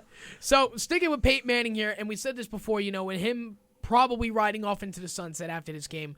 Obviously, his game against New England wasn't great, but it was good enough for the win. Obviously, his physical standpoint on the field has really thrown back a lot of teams. We saw it with San Diego Week 17. I really think that was a reason Pittsburgh lost as well. And obviously with New England, Peyton Manning just showed up to play. His offense showed up to play. And the defense made a lot of great plays on Tom Brady. So for Peyton to win this game, obviously, Danny, there's got to be a lot of standpoints that go into this game. The O-line has to be strong. The defense has to make the big plays. You're going to look at DeMarcus Ware, Von Miller for that. Mainly stop the run on Jonathan Stewart. And moral of the story, just contain Cam Newton. Yeah, absolutely. I mean, that's really it. What it comes down to, you got to block for Peyton. Give him the time, he'll make the pass. Well, he'll try to. He'll try to. Well, you know what's I'm sorry. Just an interesting note is Vernon Davis is making a return to San Francisco for this game. Right. That's actually right. They made the trade for the tight end. Mid-season. He hasn't really done much. But now it's technically for him playing at home. I mean, he played there his entire Has career. he played much this season? No, not Not much. But yeah, a little bit. he still at one point in his career was one of the best tight ends in the NFL. And if you're gonna show up, it might as well, I'm sure, be in front of all your friends and family in Levi Stadium. He is the and tight make a end for difference. the Denver Broncos, number 85. Boo! Oh yeah, no, I'm sure none of them like him They'll boo anymore. him out of the building, even though it wasn't his trade. I mean, it's not like he had 2 contracts on the table and said, you know what, I'll go to Denver. I don't want to play. No, here yeah, he anymore." got traded. He got traded. It's not his fault. It's not his fault at all. But, Exactly. I thought that was a little interesting nugget too. No, it is. I actually had completely forgotten that Vernon Davis was traded because he hasn't played much since he got there. I actually thought he would have made a bigger impact on that Denver offense than he really did. I really thought he was one of the key missing factors. He's older. He's got older. injured a couple times. I mean, It also the trade happened before Peyton Manning really had his meltdown that's true. when he got hurt. Yeah. And that's another thing. Going back to that Kansas City disgrace of a football game, I thought that was it for Denver. I was like, Peyton Manning, he's not going to come back this season. His career is over. I didn't trust Brock Osweiler. They're not going to the playoffs. My prediction was going to be right, even though at that time I believe they were 8-2 maybe, or no, like 6-1, 7-1, something like that. That's when Kansas City started getting hot. I think that was their first win of their 11-game winning streak. So at that point, I was like, Denver, they've got this great record, but they're about to fall off the face of the earth without Peyton. I know he hasn't had the greatest season, but, it's going to be one of those things where it's just they're not going to be able to recover. And sure enough, Brock Osweiler came in, picked up the pieces just enough for when Peyton came back. They get the number 1 seed. Peyton plays in the playoffs, plays decently okay. They're in the Super Bowl. Hallelujah. So now it's all a matter of how they can perform in the playoffs. Before we go to break, guys, did you see them accidentally paint both end zones as the Denver Broncos this week? I saw that. I did not see that, but that's hilarious. What they did was they painted the full Broncos end zone on one side. And on the other side of the end zone, you just saw like an outline, but you can tell it said Broncos on it. That's And I'm thinking to amazing. myself, all you have to do is look downfield to know what end zone. You got a 50-50 shot here. Just look the other way, and you're like, okay, we'll paint this one black for Carolina. That's But amazing. you- I love that. You look It's down. not the first time that's happened at a No, Super it's Bowl. not, which It's is not. really funny. And then you look down to the other side and you think, oh, it's a Denver home game. So I'll just paint this one Broncos too. Listen, man, you would think these people have their act together. Let me tell you. I know because I've met them. They don't want to be there. Everyone's exhausted. Everyone's tired. It's like basically slave labor. All right, like that's gonna happen forever and always. Exactly. We'll take a quick break here on the show. Coming up, we will continue our discussion on the Super Bowl. We have facts about Super Bowl 50 later on in the show. Just going into the Super Bowl, I thought they were very interesting facts brought by our GM, Annabella Poland, last week. I thought I'd read them on air. And, of course, our predictions at the end of the show. Craig, I don't know how long you're staying, so just whenever you're leaving, we'll get to your predictions as well. I have class at 4, so probably right before then. Okay, so we'll figure it out later then. All right, then. So, 45 minutes past the 2 o'clock hour, 46 actually now. You're tuned in to SMC Sports on 90.3 FM and on WMSCRadio.com. 973-655-4256 is the number to call to join the conversation. Sean McChesney, Danny Waffenfield, and Craig Gorbunoff back after this.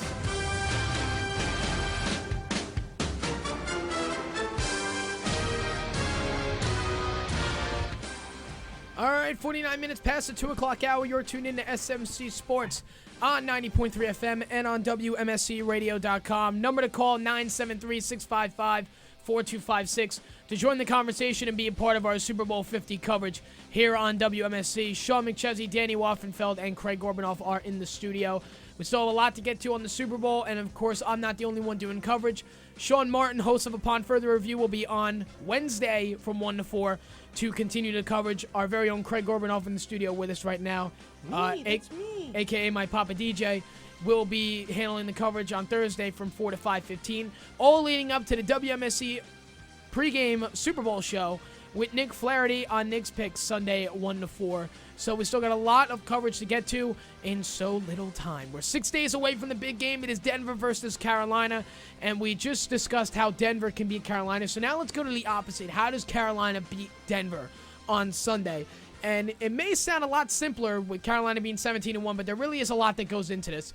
So to start off, obviously, Carolina has been the team all year not to take everything too seriously. And we've seen with a lot of teams in the past few years that has been their advantage going into the Super Bowl. You got a lot of these teams who are all business, super serious in practice, strict, ready to go. And then we got teams like Seattle and Carolina who are kind of just, letting loose, having fun, taking the experience in. And we saw it with Seattle in Super Bowl 48. They came to New York, not too serious about everything. Pete Carroll was very laid back, and they kicked the crap out of Denver.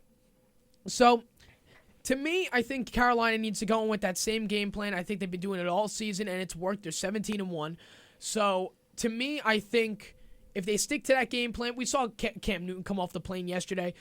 As to many may think, and they're like, oh my God, he's a disrespectful class act, this and that. That's just been his game plan all year, and it's worked.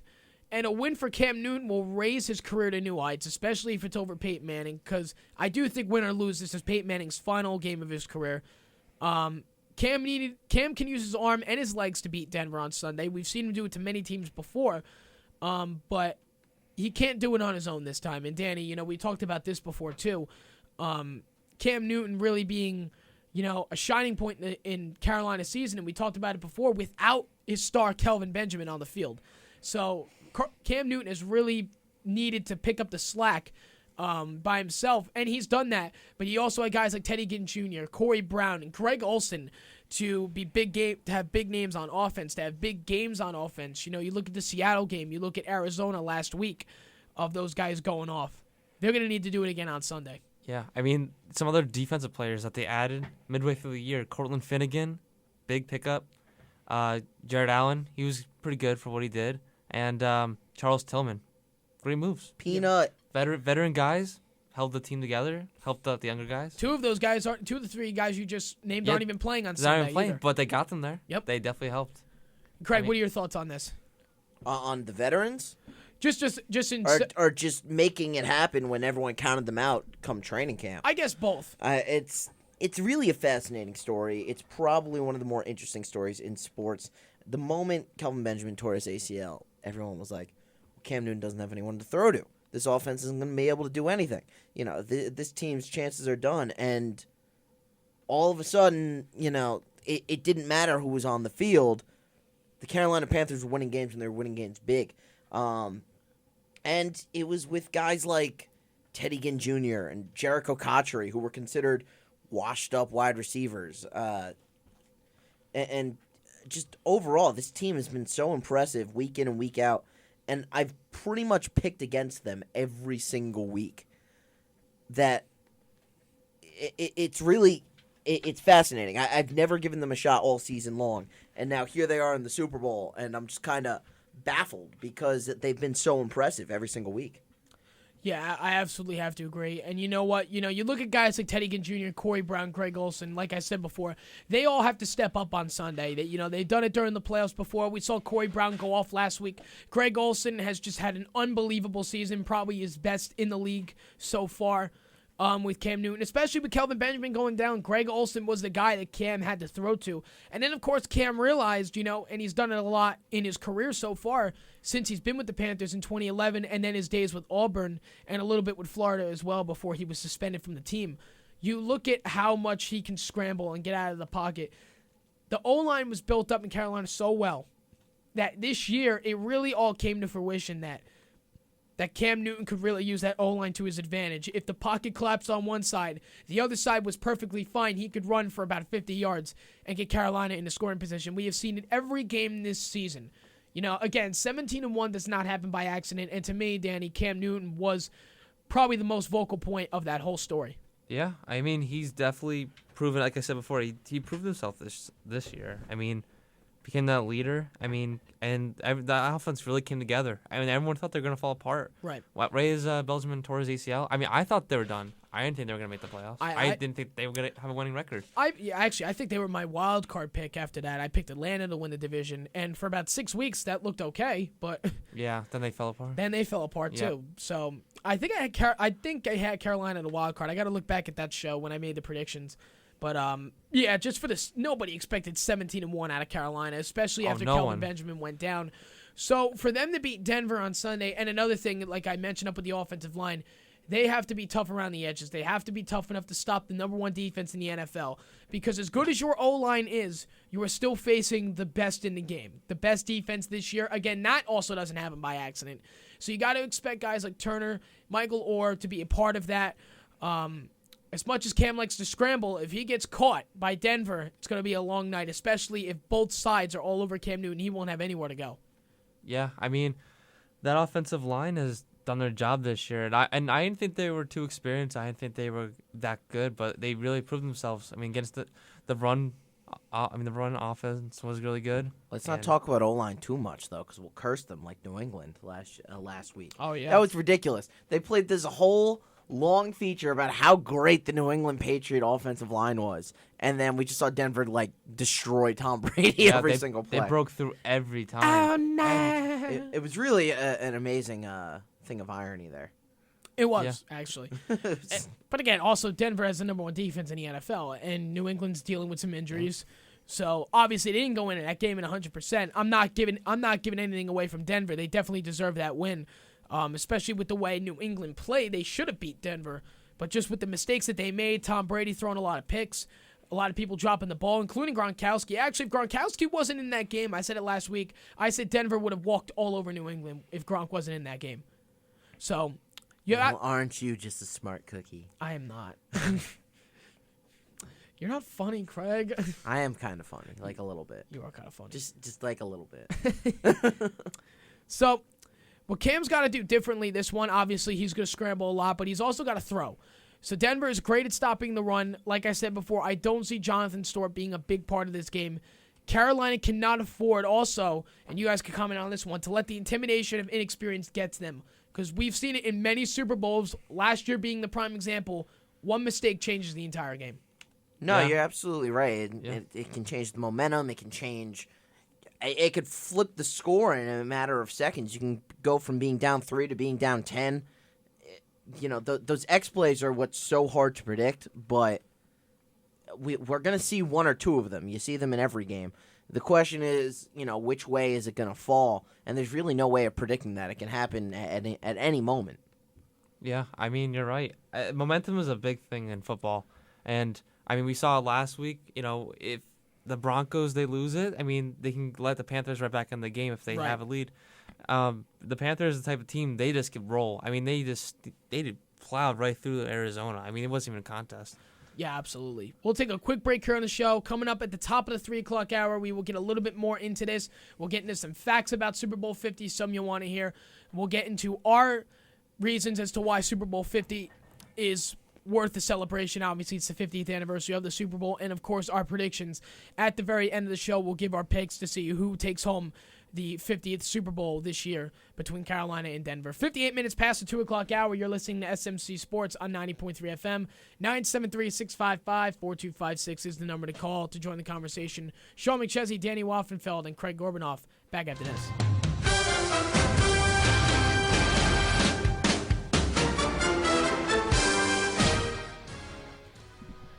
Top of the 3 o'clock hour here on 90.3 WMSC, Upper Montclair, New Jersey. You're tuned into SMC Sports, the official SMC Sports, or Super Bowl edition of SMC Sports for that matter.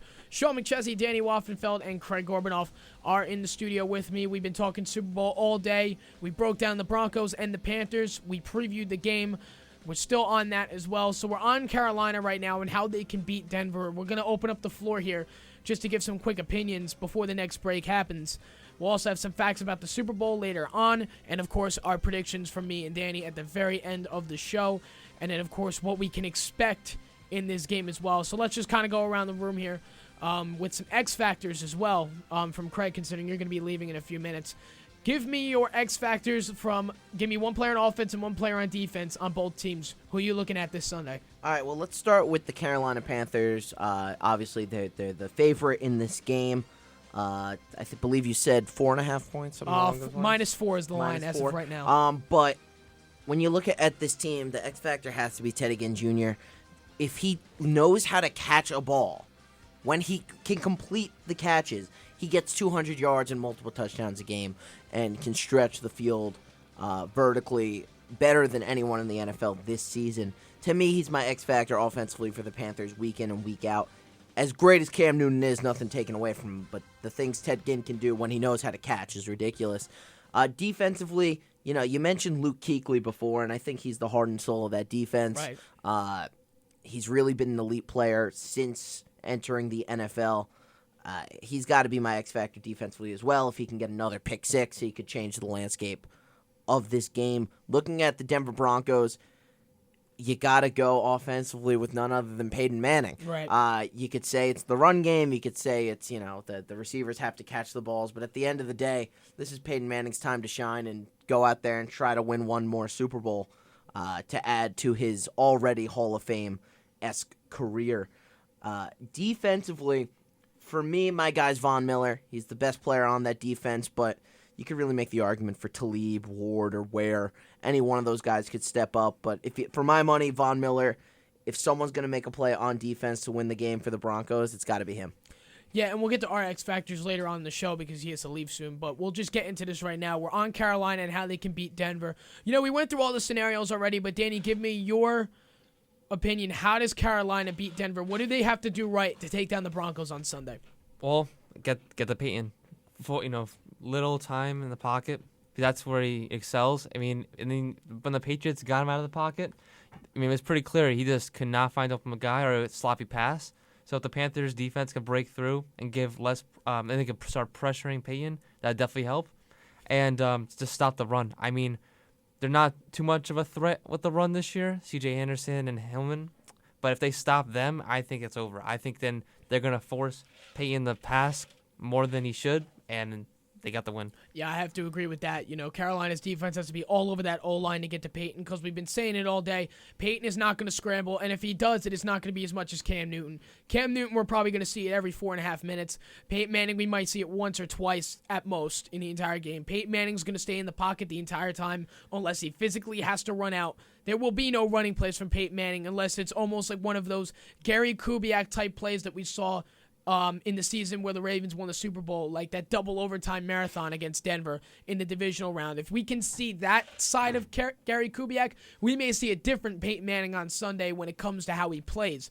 But for Carolina to shut down Peyton Manning, they got to get through that O-line and get to him. They don't even have to come in with all of them. All they got to do is find somebody that can get to Peyton and quickly because Peyton is going to end up finding some targets eventually. He did it against New England, and that's another thing you cannot afford to let Peyton Manning have time to throw the ball, and that comes with the defense. As for Carolina's offense, it's very simple.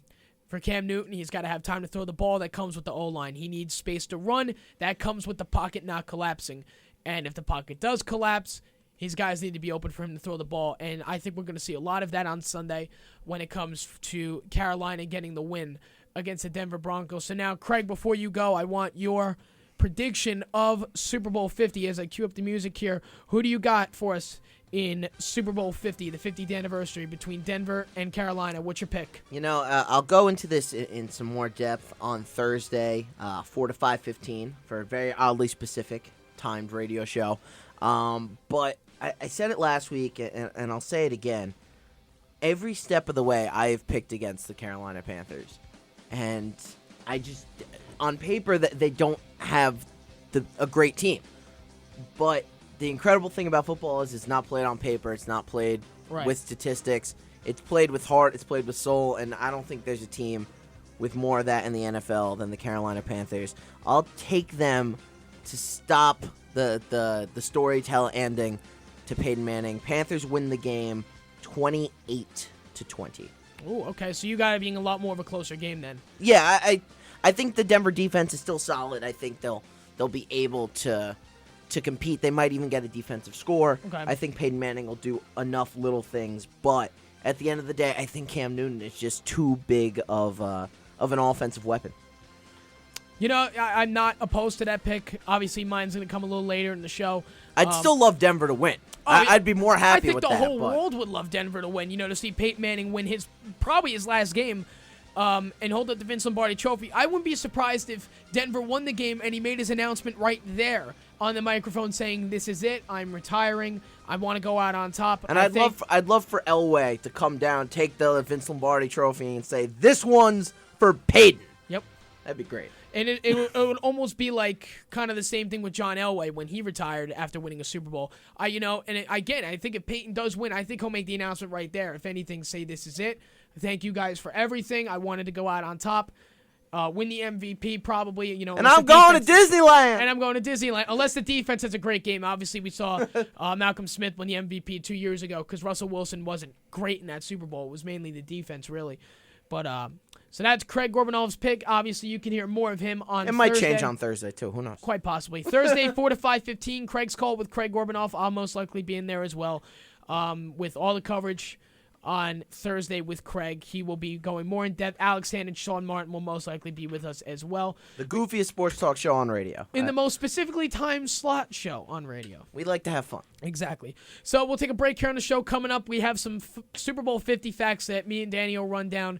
We will get to our X Factors a little later on in the show, and of course our predictions. The final time I will make a football prediction on the show for this season. Crushing, but it's the big one. This is Super Bowl 50. 11 minutes past the 3 o'clock hour. You're tuned into SMC Sports on 90.3 FM. Number to call if you want to join the conversation is 973-655-4256.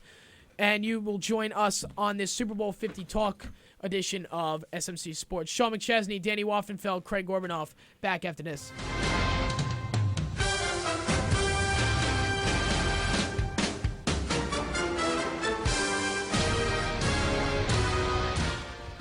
16 minutes past the 3 o'clock hour. You're tuned in to SMC Sports on 90.3 FM and online at WMSCRadio.com. Number to call, 973-655-4256.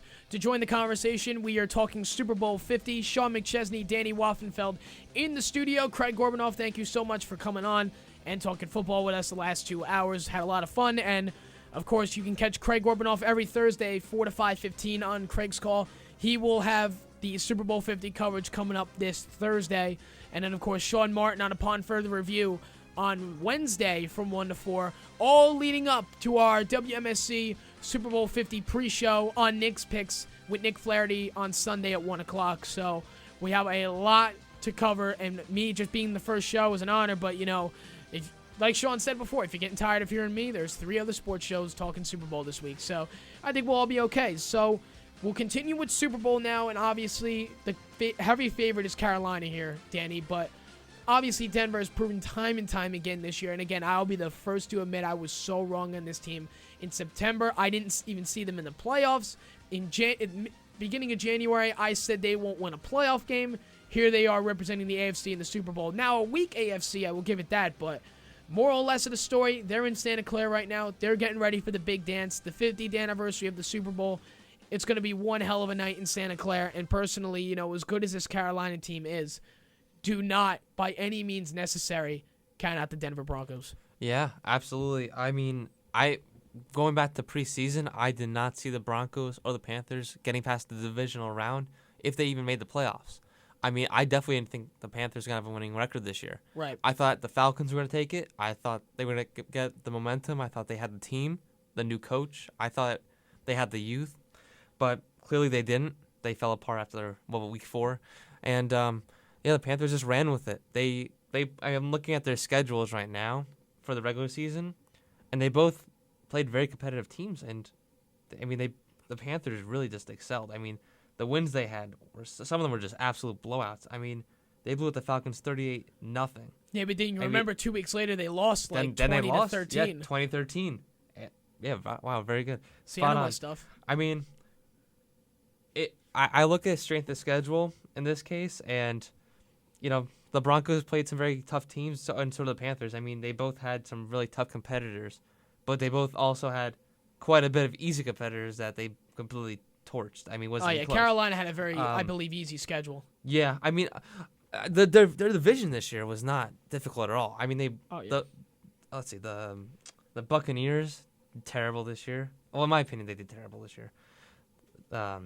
Let's see. Well, the Bucs had, I think, a season. They improved. Improved, definitely. Yeah, definitely. Sure. But they're still improving. They're a young team. They'll get better. Jameis Winston was in the Pro Bowl yesterday. I didn't expect him to be there. Doug Martin played well. I mean, they had a lot of talent. I mean, the Falcons, I really thought they were going to be better this year, and they they did not do well. The Saints didn't do well. I mean, they had I expected that from New Orleans. 6 easy games for them. I mean, the one game they lost to the Falcons, but I mean, 38-0.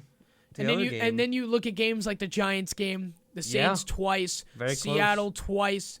You know, a lot of these games where very they close. won by less than 7 that they should have had by 30.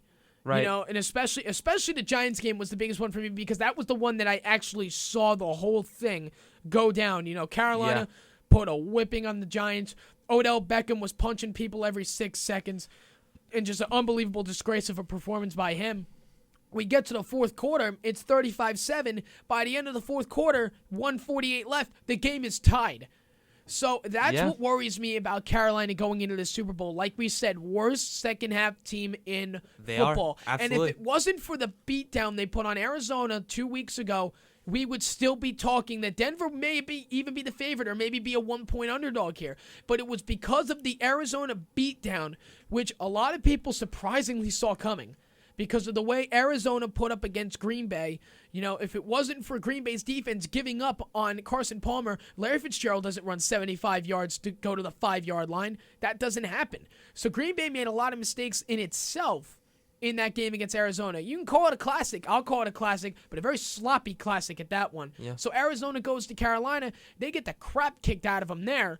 And now we have this situation now where, oh my God, Carolina looks like the biggest dog in the park.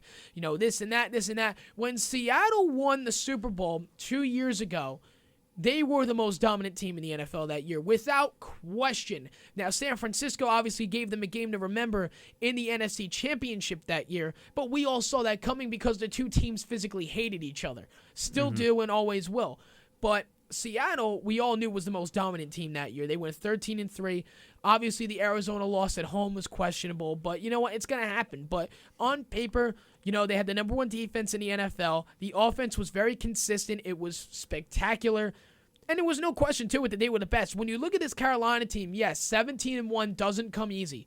But the games that they should have blown out opponents by 30 and only won by 4 after leading by like 21 points, that really has to make you shake your head going into Sunday thinking, will this, and that's the big question, is can Cam Newton and the Panthers hold on in the second half if they have a lead or if they're down, by that matter? Yeah, you said it best. They're not a second-half team. I mean, when they played the Seahawks, they were last week, but that's really all I can count for. 2 weeks ago, I mean, the Seahawks, they almost pulled it off. They were very close. I think the number was just too much. I think if there was a minute to minute and a half more, I think the Seahawks had a chance to come back. I think if the Seahawks came down with the onside kick, they were tying the game. Yeah, it was terrific. I mean, I really thought the Panthers were going to hold on that first half. I mean, I was watching with a big group of people, and we were like, wow, the Panthers really have a great team. The offense is moving the ball. The defense is making great stops. I mean, they stopped Lynch.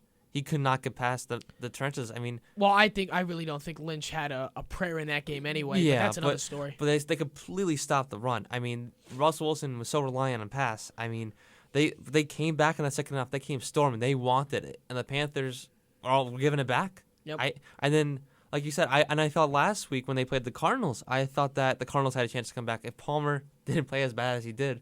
I mean, the Cardinals do have a good team, and if the Panthers didn't blow them out the way they did, I would say this is going to be a turnaround. I don't think the Panthers are going to be able to hold the Broncos. I think if the Panthers barely hang on against Arizona and win the NFC, that Denver is a 1-point underdog. But because they put this giant 30-point beat down in Arizona, they're a 4-point underdog. And to me, it's almost like you can't judge it off one game. Yes, Carolina has had a great season all around. Their offense has been incredible. Number 1 offensive line in the postseason. Their defense has been able to stop the run. They've been great. But we're forgetting the biggest stat of all. They are the worst second-half team in football. We're forgetting that point. And you know what? Maybe it's games like Arizona in the NFC Championship that's making us forget that. But you look again, Seattle twice, New York, New Orleans twice, Atlanta. You look at all these games that were easy games to win. And at the time when Seattle wasn't playing well in the regular season, very easy game to win and win by more than 2 scores. You win the game maybe by 4. So 27-23. Yeah. Wow, that was a complete guess. Holy crap. Yeah, I remember that game. It was a great game. but they just pulled that one off too. Right. So when you look at how Carolina played this year, it almost makes, you know what, I'm not even looking at the NFC Championship. Yes, it was a great game, but to me, that's one game. I do think that's enough momentum to carry Carolina to the championship, but at the same time, you've got an experienced quarterback in Peyton Manning, a team that's been here before and played horrifically, so you know that's momentum right there. If I were Gary Kubiak, I'm putting up a giant poster that says Super Bowl 48 in the locker room. That's motivation right there because they know how bad that was. Demaryius Thomas, I believe, DeMarcus Ware wasn't there yet. Von Miller was there. Peyton Manning, Demaryius Thomas, Emmanuel Sanders. All those guys were on that team. So you take a look at where this is heading. And Wade Phillips, of course, as well, being the defensive coordinator. And that's another thing. Wade Phillips' defense, I believe, is more than ready for this game. So they remember Super Bowl 48. So that's enough motivation in itself to make sure that doesn't happen again. These guys want to win. They want to win the Super Bowl. Now, going on Carolina, they want to do the same. Of course, everybody wants to win the Super Bowl. To me, I think this is the best matchup we could have had because you know what? As good as Carolina is, as good as they've been this season, 17-1, best team in the league by far. Cam Newton's going to win the MVP on Saturday. We all see it coming. We'll be shocked if he doesn't. Something's telling me that Denver is going to make Carolina make a mistake. And the second that Carolina makes that mistake, it's all over. Yeah. I it's funny because I was thinking that the other day too, but I think it's going to happen in the second half. Something's gonna. Oh yeah, the first half, everyone's making mistakes. It's probably one of the first drives, but that's usually when something happens in the Super Bowl. It's like one of the first drives that the team has it.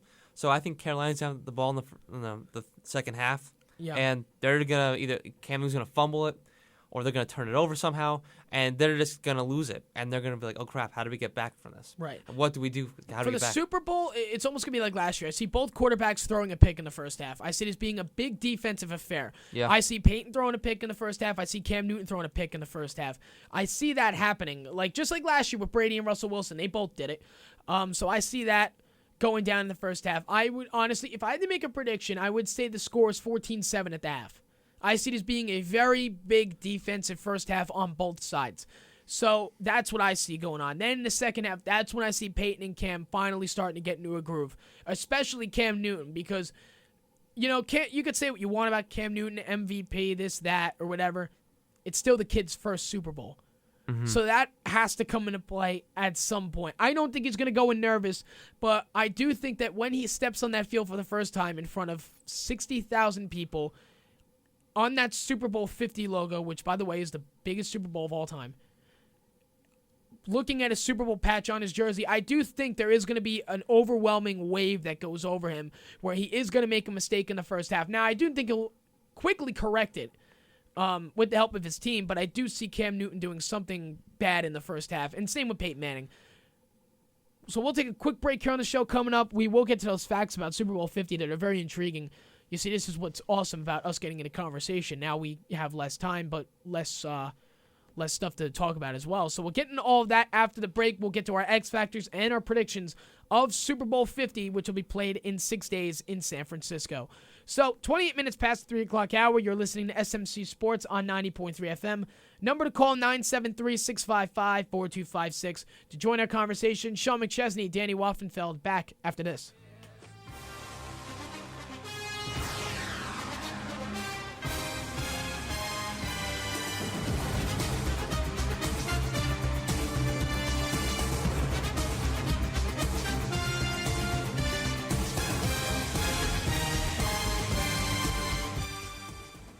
31 minutes past the 3 o'clock hour, you're tuned into SMC Sports on 90.3 FM and online at WMSCRadio.com. Number to call to join the conversation, 973-655-4256. Follow the show on Twitter at SMC Sports WMSC, and stay tuned next week for our full Super Bowl recap as well. And, of course, this entire week full of Super Bowl coverage. Upon further review with Sean Martin will be on Wednesday from 1 to 4. He will have the coverage then. Craig Gorbunoff with Craig's Call on Thursday from 4 to 5:15. And then, of course, Nick Flaherty on the day of the big game on Nick's Picks from 1 to 4 p.m. Right now, Sean McChesney, Danny Waffenfield in the studio. We have been doing Super Bowl all throughout the show today. We will continue with that, but I have some facts about this Super Bowl that I think everyone's going to want to know. Shout out to our general manager, Annabella Poland, for giving us the stats last week for our feature. I figured they'd be appropriate to read on air. So I'll start off with this. Obviously, we know this is the first time in NFL history that two quarterbacks who were drafted number one, Manning in 98, Newton in 2011, will face off in the Super Bowl.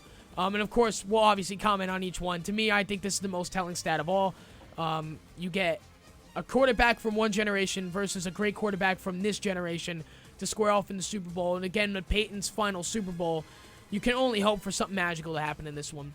2011 is also the same year that while Cam Newton was drafted number one, guess who was drafted number two?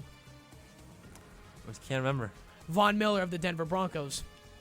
Right. That's the first time that the number one and number two from the same draft will be opponents in the Super Bowl as well.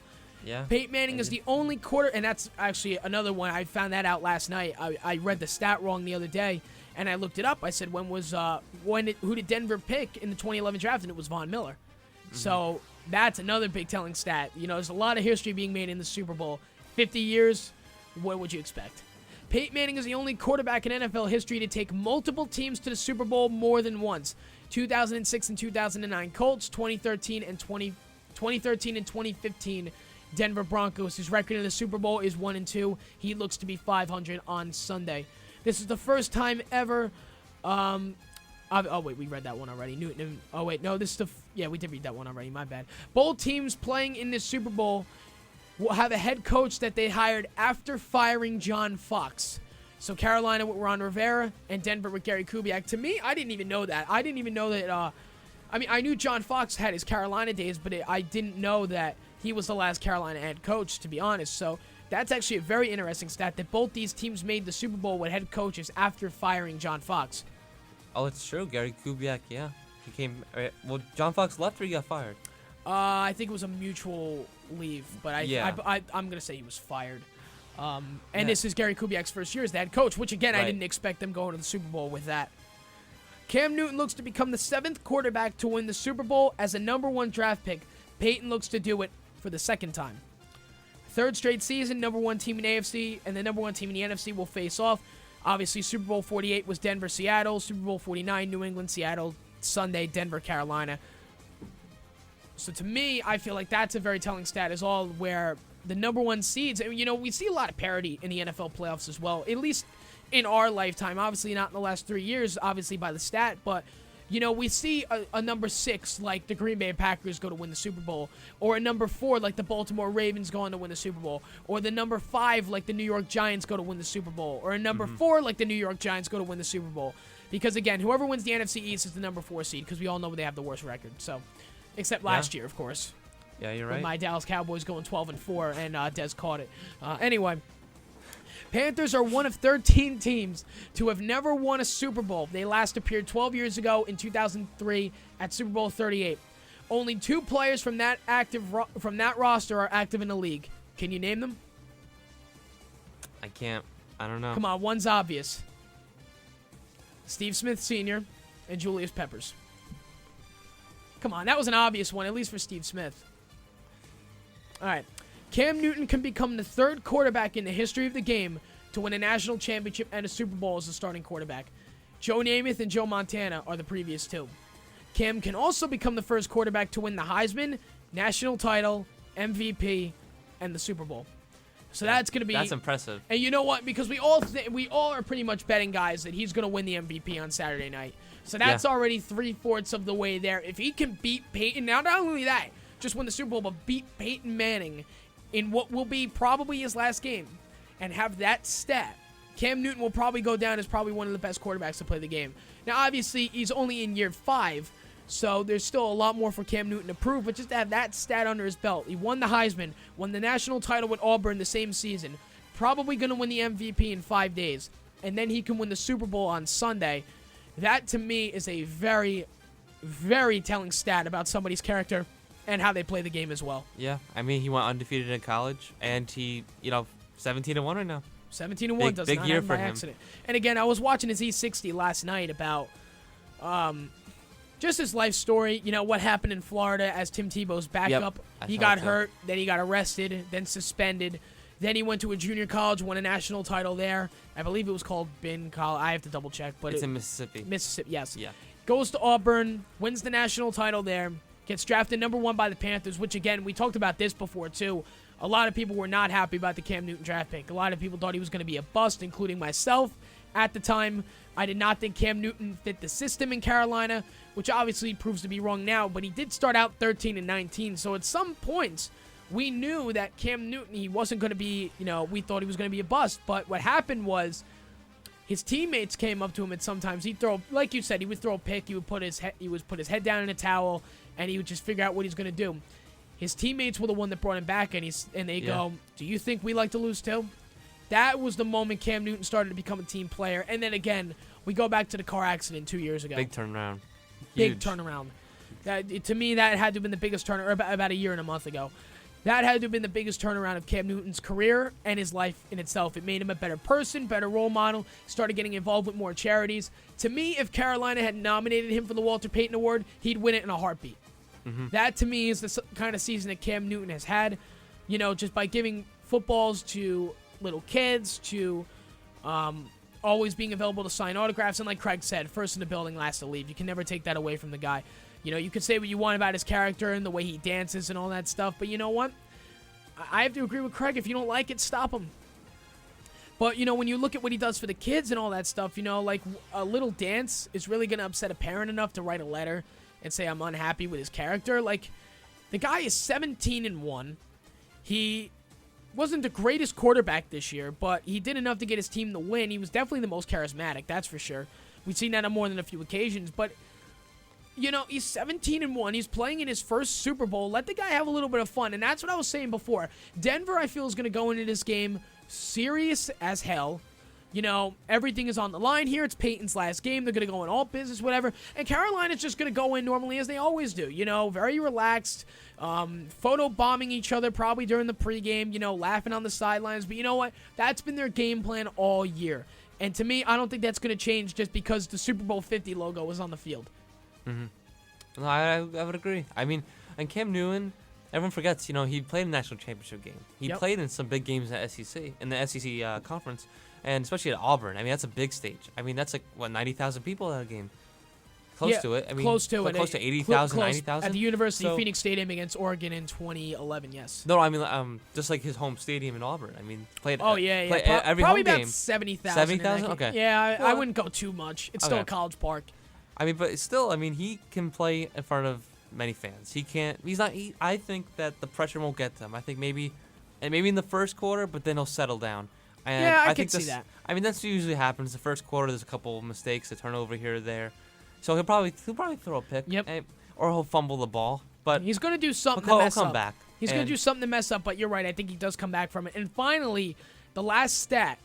Peyton is tied with Brett Favre with 900. Oh, my God. 199 career wins, playoffs and regular season. Wow. A win in the Super Bowl will put him at number 1 for his final game. That's pretty impressive. I mean, his whole career, absolutely amazing. I mean, he deserves automatically to make the Hall of Fame, and he will. He's a great guy. So is Cam. I mean, they're both good guys, and they both deserve it. So it's hard. I mean, I'm torn with who I'm. Absolutely. So before we go to the break, we'll get to our X factors of this Super Bowl, and I'll start it off. We'll start with Denver, then we'll go to Carolina. On the offensive side, obviously you could say Peyton Manning, but I'm looking at Demaryius Thomas here. Obviously, he had a very shaky postseason. There were a lot of plays that he should have made, especially against Pittsburgh and New England. I expect him to correct his mistakes in the biggest game of his career. And, of course, his mother will be watching his very first Super Bowl. For those of you who don't know that story, his mother was arrested and was in jail for 16 years. She never saw her son play. She went to the divisional game to see him play for the first time. She watched the game against New England at home in Georgia, and she will be at Levi Stadium on Sunday. So it's a very telling and very powerful, loving story, just about what she did for her kids, all that stuff, and where they are at this point in time. And Demaryius Thomas has said he's one of those guys where people will go up to him and say, you don't need your mother anymore, but to him he still does, and that's very nice for him. So I'm looking at Demaryius Thomas. His whole family's going to be there. I'm looking at him to have a big game.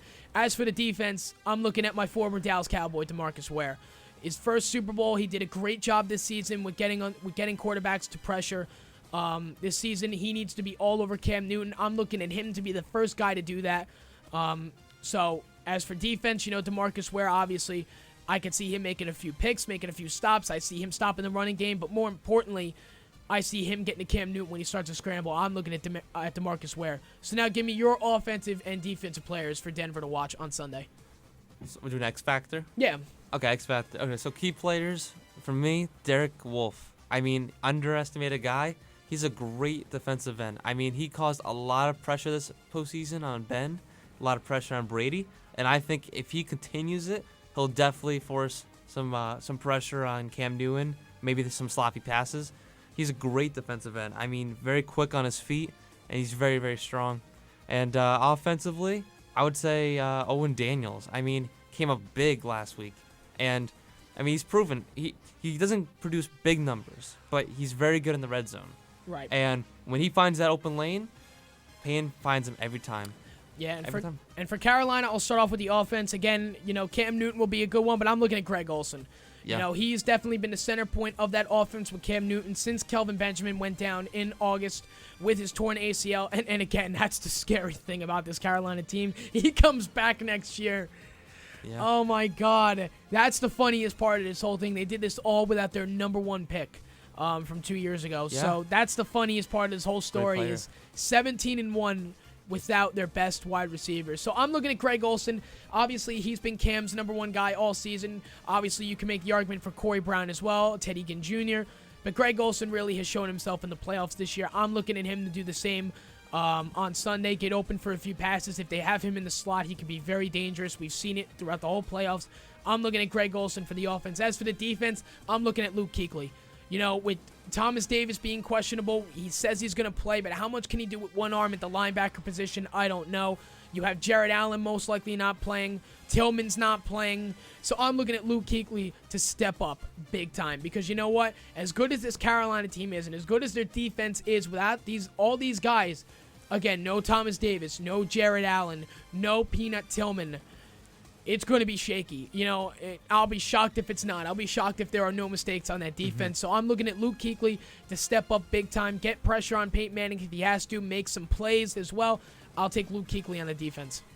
Yeah, I'm going to start with defense first because I absolutely 100% agree. Luke Kuechly, going to be the difference maker. He's the heart and soul of that defense. He's a captain. He can lead that defense to victory. I mean, he's been a difference maker the whole season. Very, very talented guy.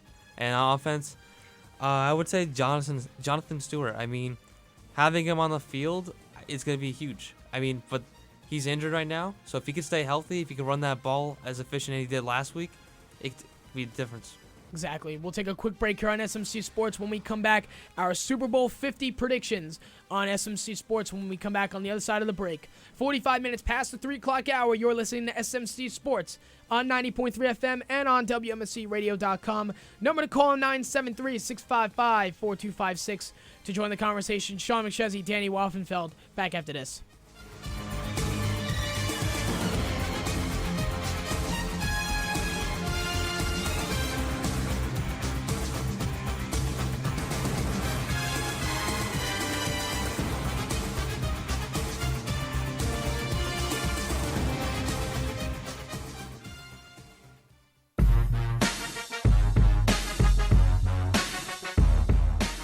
Hey you, yeah, that's right, you.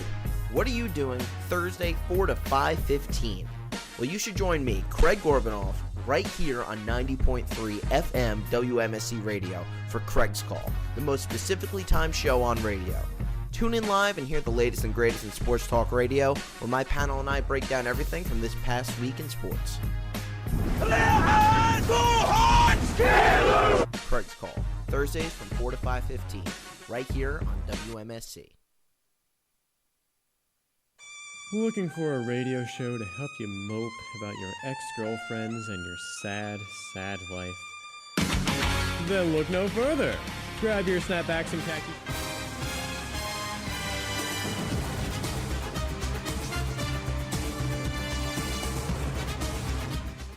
And with that, 15 minutes past the 3 o'clock hour, you are tuned into SMC Sports on 90.3 FM. Number to call, 973-655-4256. Also online at WMSCRadio.com. So we've covered the entire Super Bowl today. It is time for our final predictions on SMC Sports. Sean McChesney and Danny Waffenfield. It is Super Bowl 50 at Levi Stadium, Sunday night, 6:30 p.m., February 7th. Super Bowl 50 between the AFC Champion Denver Broncos and the NFC Champion Carolina Panthers. Danny, I'm going to let you go first with the predictions. The line is Carolina -4. What do you got for us, Danny? Who do you got coming on top? You know, I had a lot of time to think about this one from last week. I'm taking the upset. The Panthers are -4? They are a -4 favorite. Really? Mm-hmm. Okay. Yeah, I would say the Broncos going to win this one 27-21. Okay. So, as good as Carolina has been this entire season, 17-1, I've said it at least 70 times today, that does not come by accident. You know, Carson Palmer, no, he's not playing. Cam Newton has had a miraculous season, easily will probably win the MVP on Saturday night. You know, he's done great things for his team without Kelvin Benjamin, Greg Olsen, Ted Egan Jr., Corey Brown have all stepped up. The offensive line has been incredible. They have been shutting down everybody this postseason. They're ranked #1 in the league in the playoffs. Obviously, you have the defense who has just been able to stop the run like nobody's even seen them before. It's just been unbelievable. But I am going with the upset as well and picking the Denver Broncos, and here's why. Denver obviously comes in with the #1 defense in the NFL. Every single time I have picked against Denver, or anybody has picked against Denver, they have, just proved everybody wrong. I said in September this team wouldn't make the playoffs, and here they are in the Super Bowl. I said in January you can start Peyton or Brock, it doesn't matter. They're not going to win the divisional round. I said they won't beat New England. They're too good. Their O-line is stacked, and the defense showed how stacked that O-line really was when Tom Brady was on the floor at least every 75 seconds. So I'm going with the Denver Broncos in this one. I think Peyton Manning will have the biggest game of his season in probably the last game of his career. I see Demaryius Thomas having a big game in front of his entire family. I can see Emmanuel Sanders being a key part in this, especially. We're going to see a lot of him in the slot. And the same with Owen Daniels as well. And as for the defense, you have DeMarcus Ware playing in his first Super Bowl. I expect him to make big plays. You have Von Miller playing in his second Super Bowl. Obviously, him and Cam Newton went 1-2 in the 2011 draft. I'm excited to see that. I see Von Miller making a lot of big plays. Obviously, and then, of course, finally, again, Peyton Manning. Probably the last game he will ever play in his career is Super Bowl 50. When the lights are shining bright, his family will be there. I'm sure Eli will be in a box somewhere because he'll be there for the pregame ceremony when he's announced as the Super Bowl 42 and 46 MVP because they're going to do that with all 50 MVPs, including the one that'll be announced later in the night, obviously Super Bowl 50. So Eli will be there. All the Mannings will be there. I do believe this will be the last one for Peyton Manning, and it's been a great career, and the only way that it can end perfectly is for him to come up on top. I'm taking Denver to beat the upset. I'm taking Denver to take the upset over Carolina by a score of 24-17. So I'm thinking a 7-point favorite for Denver. That's what I see happening on Sunday.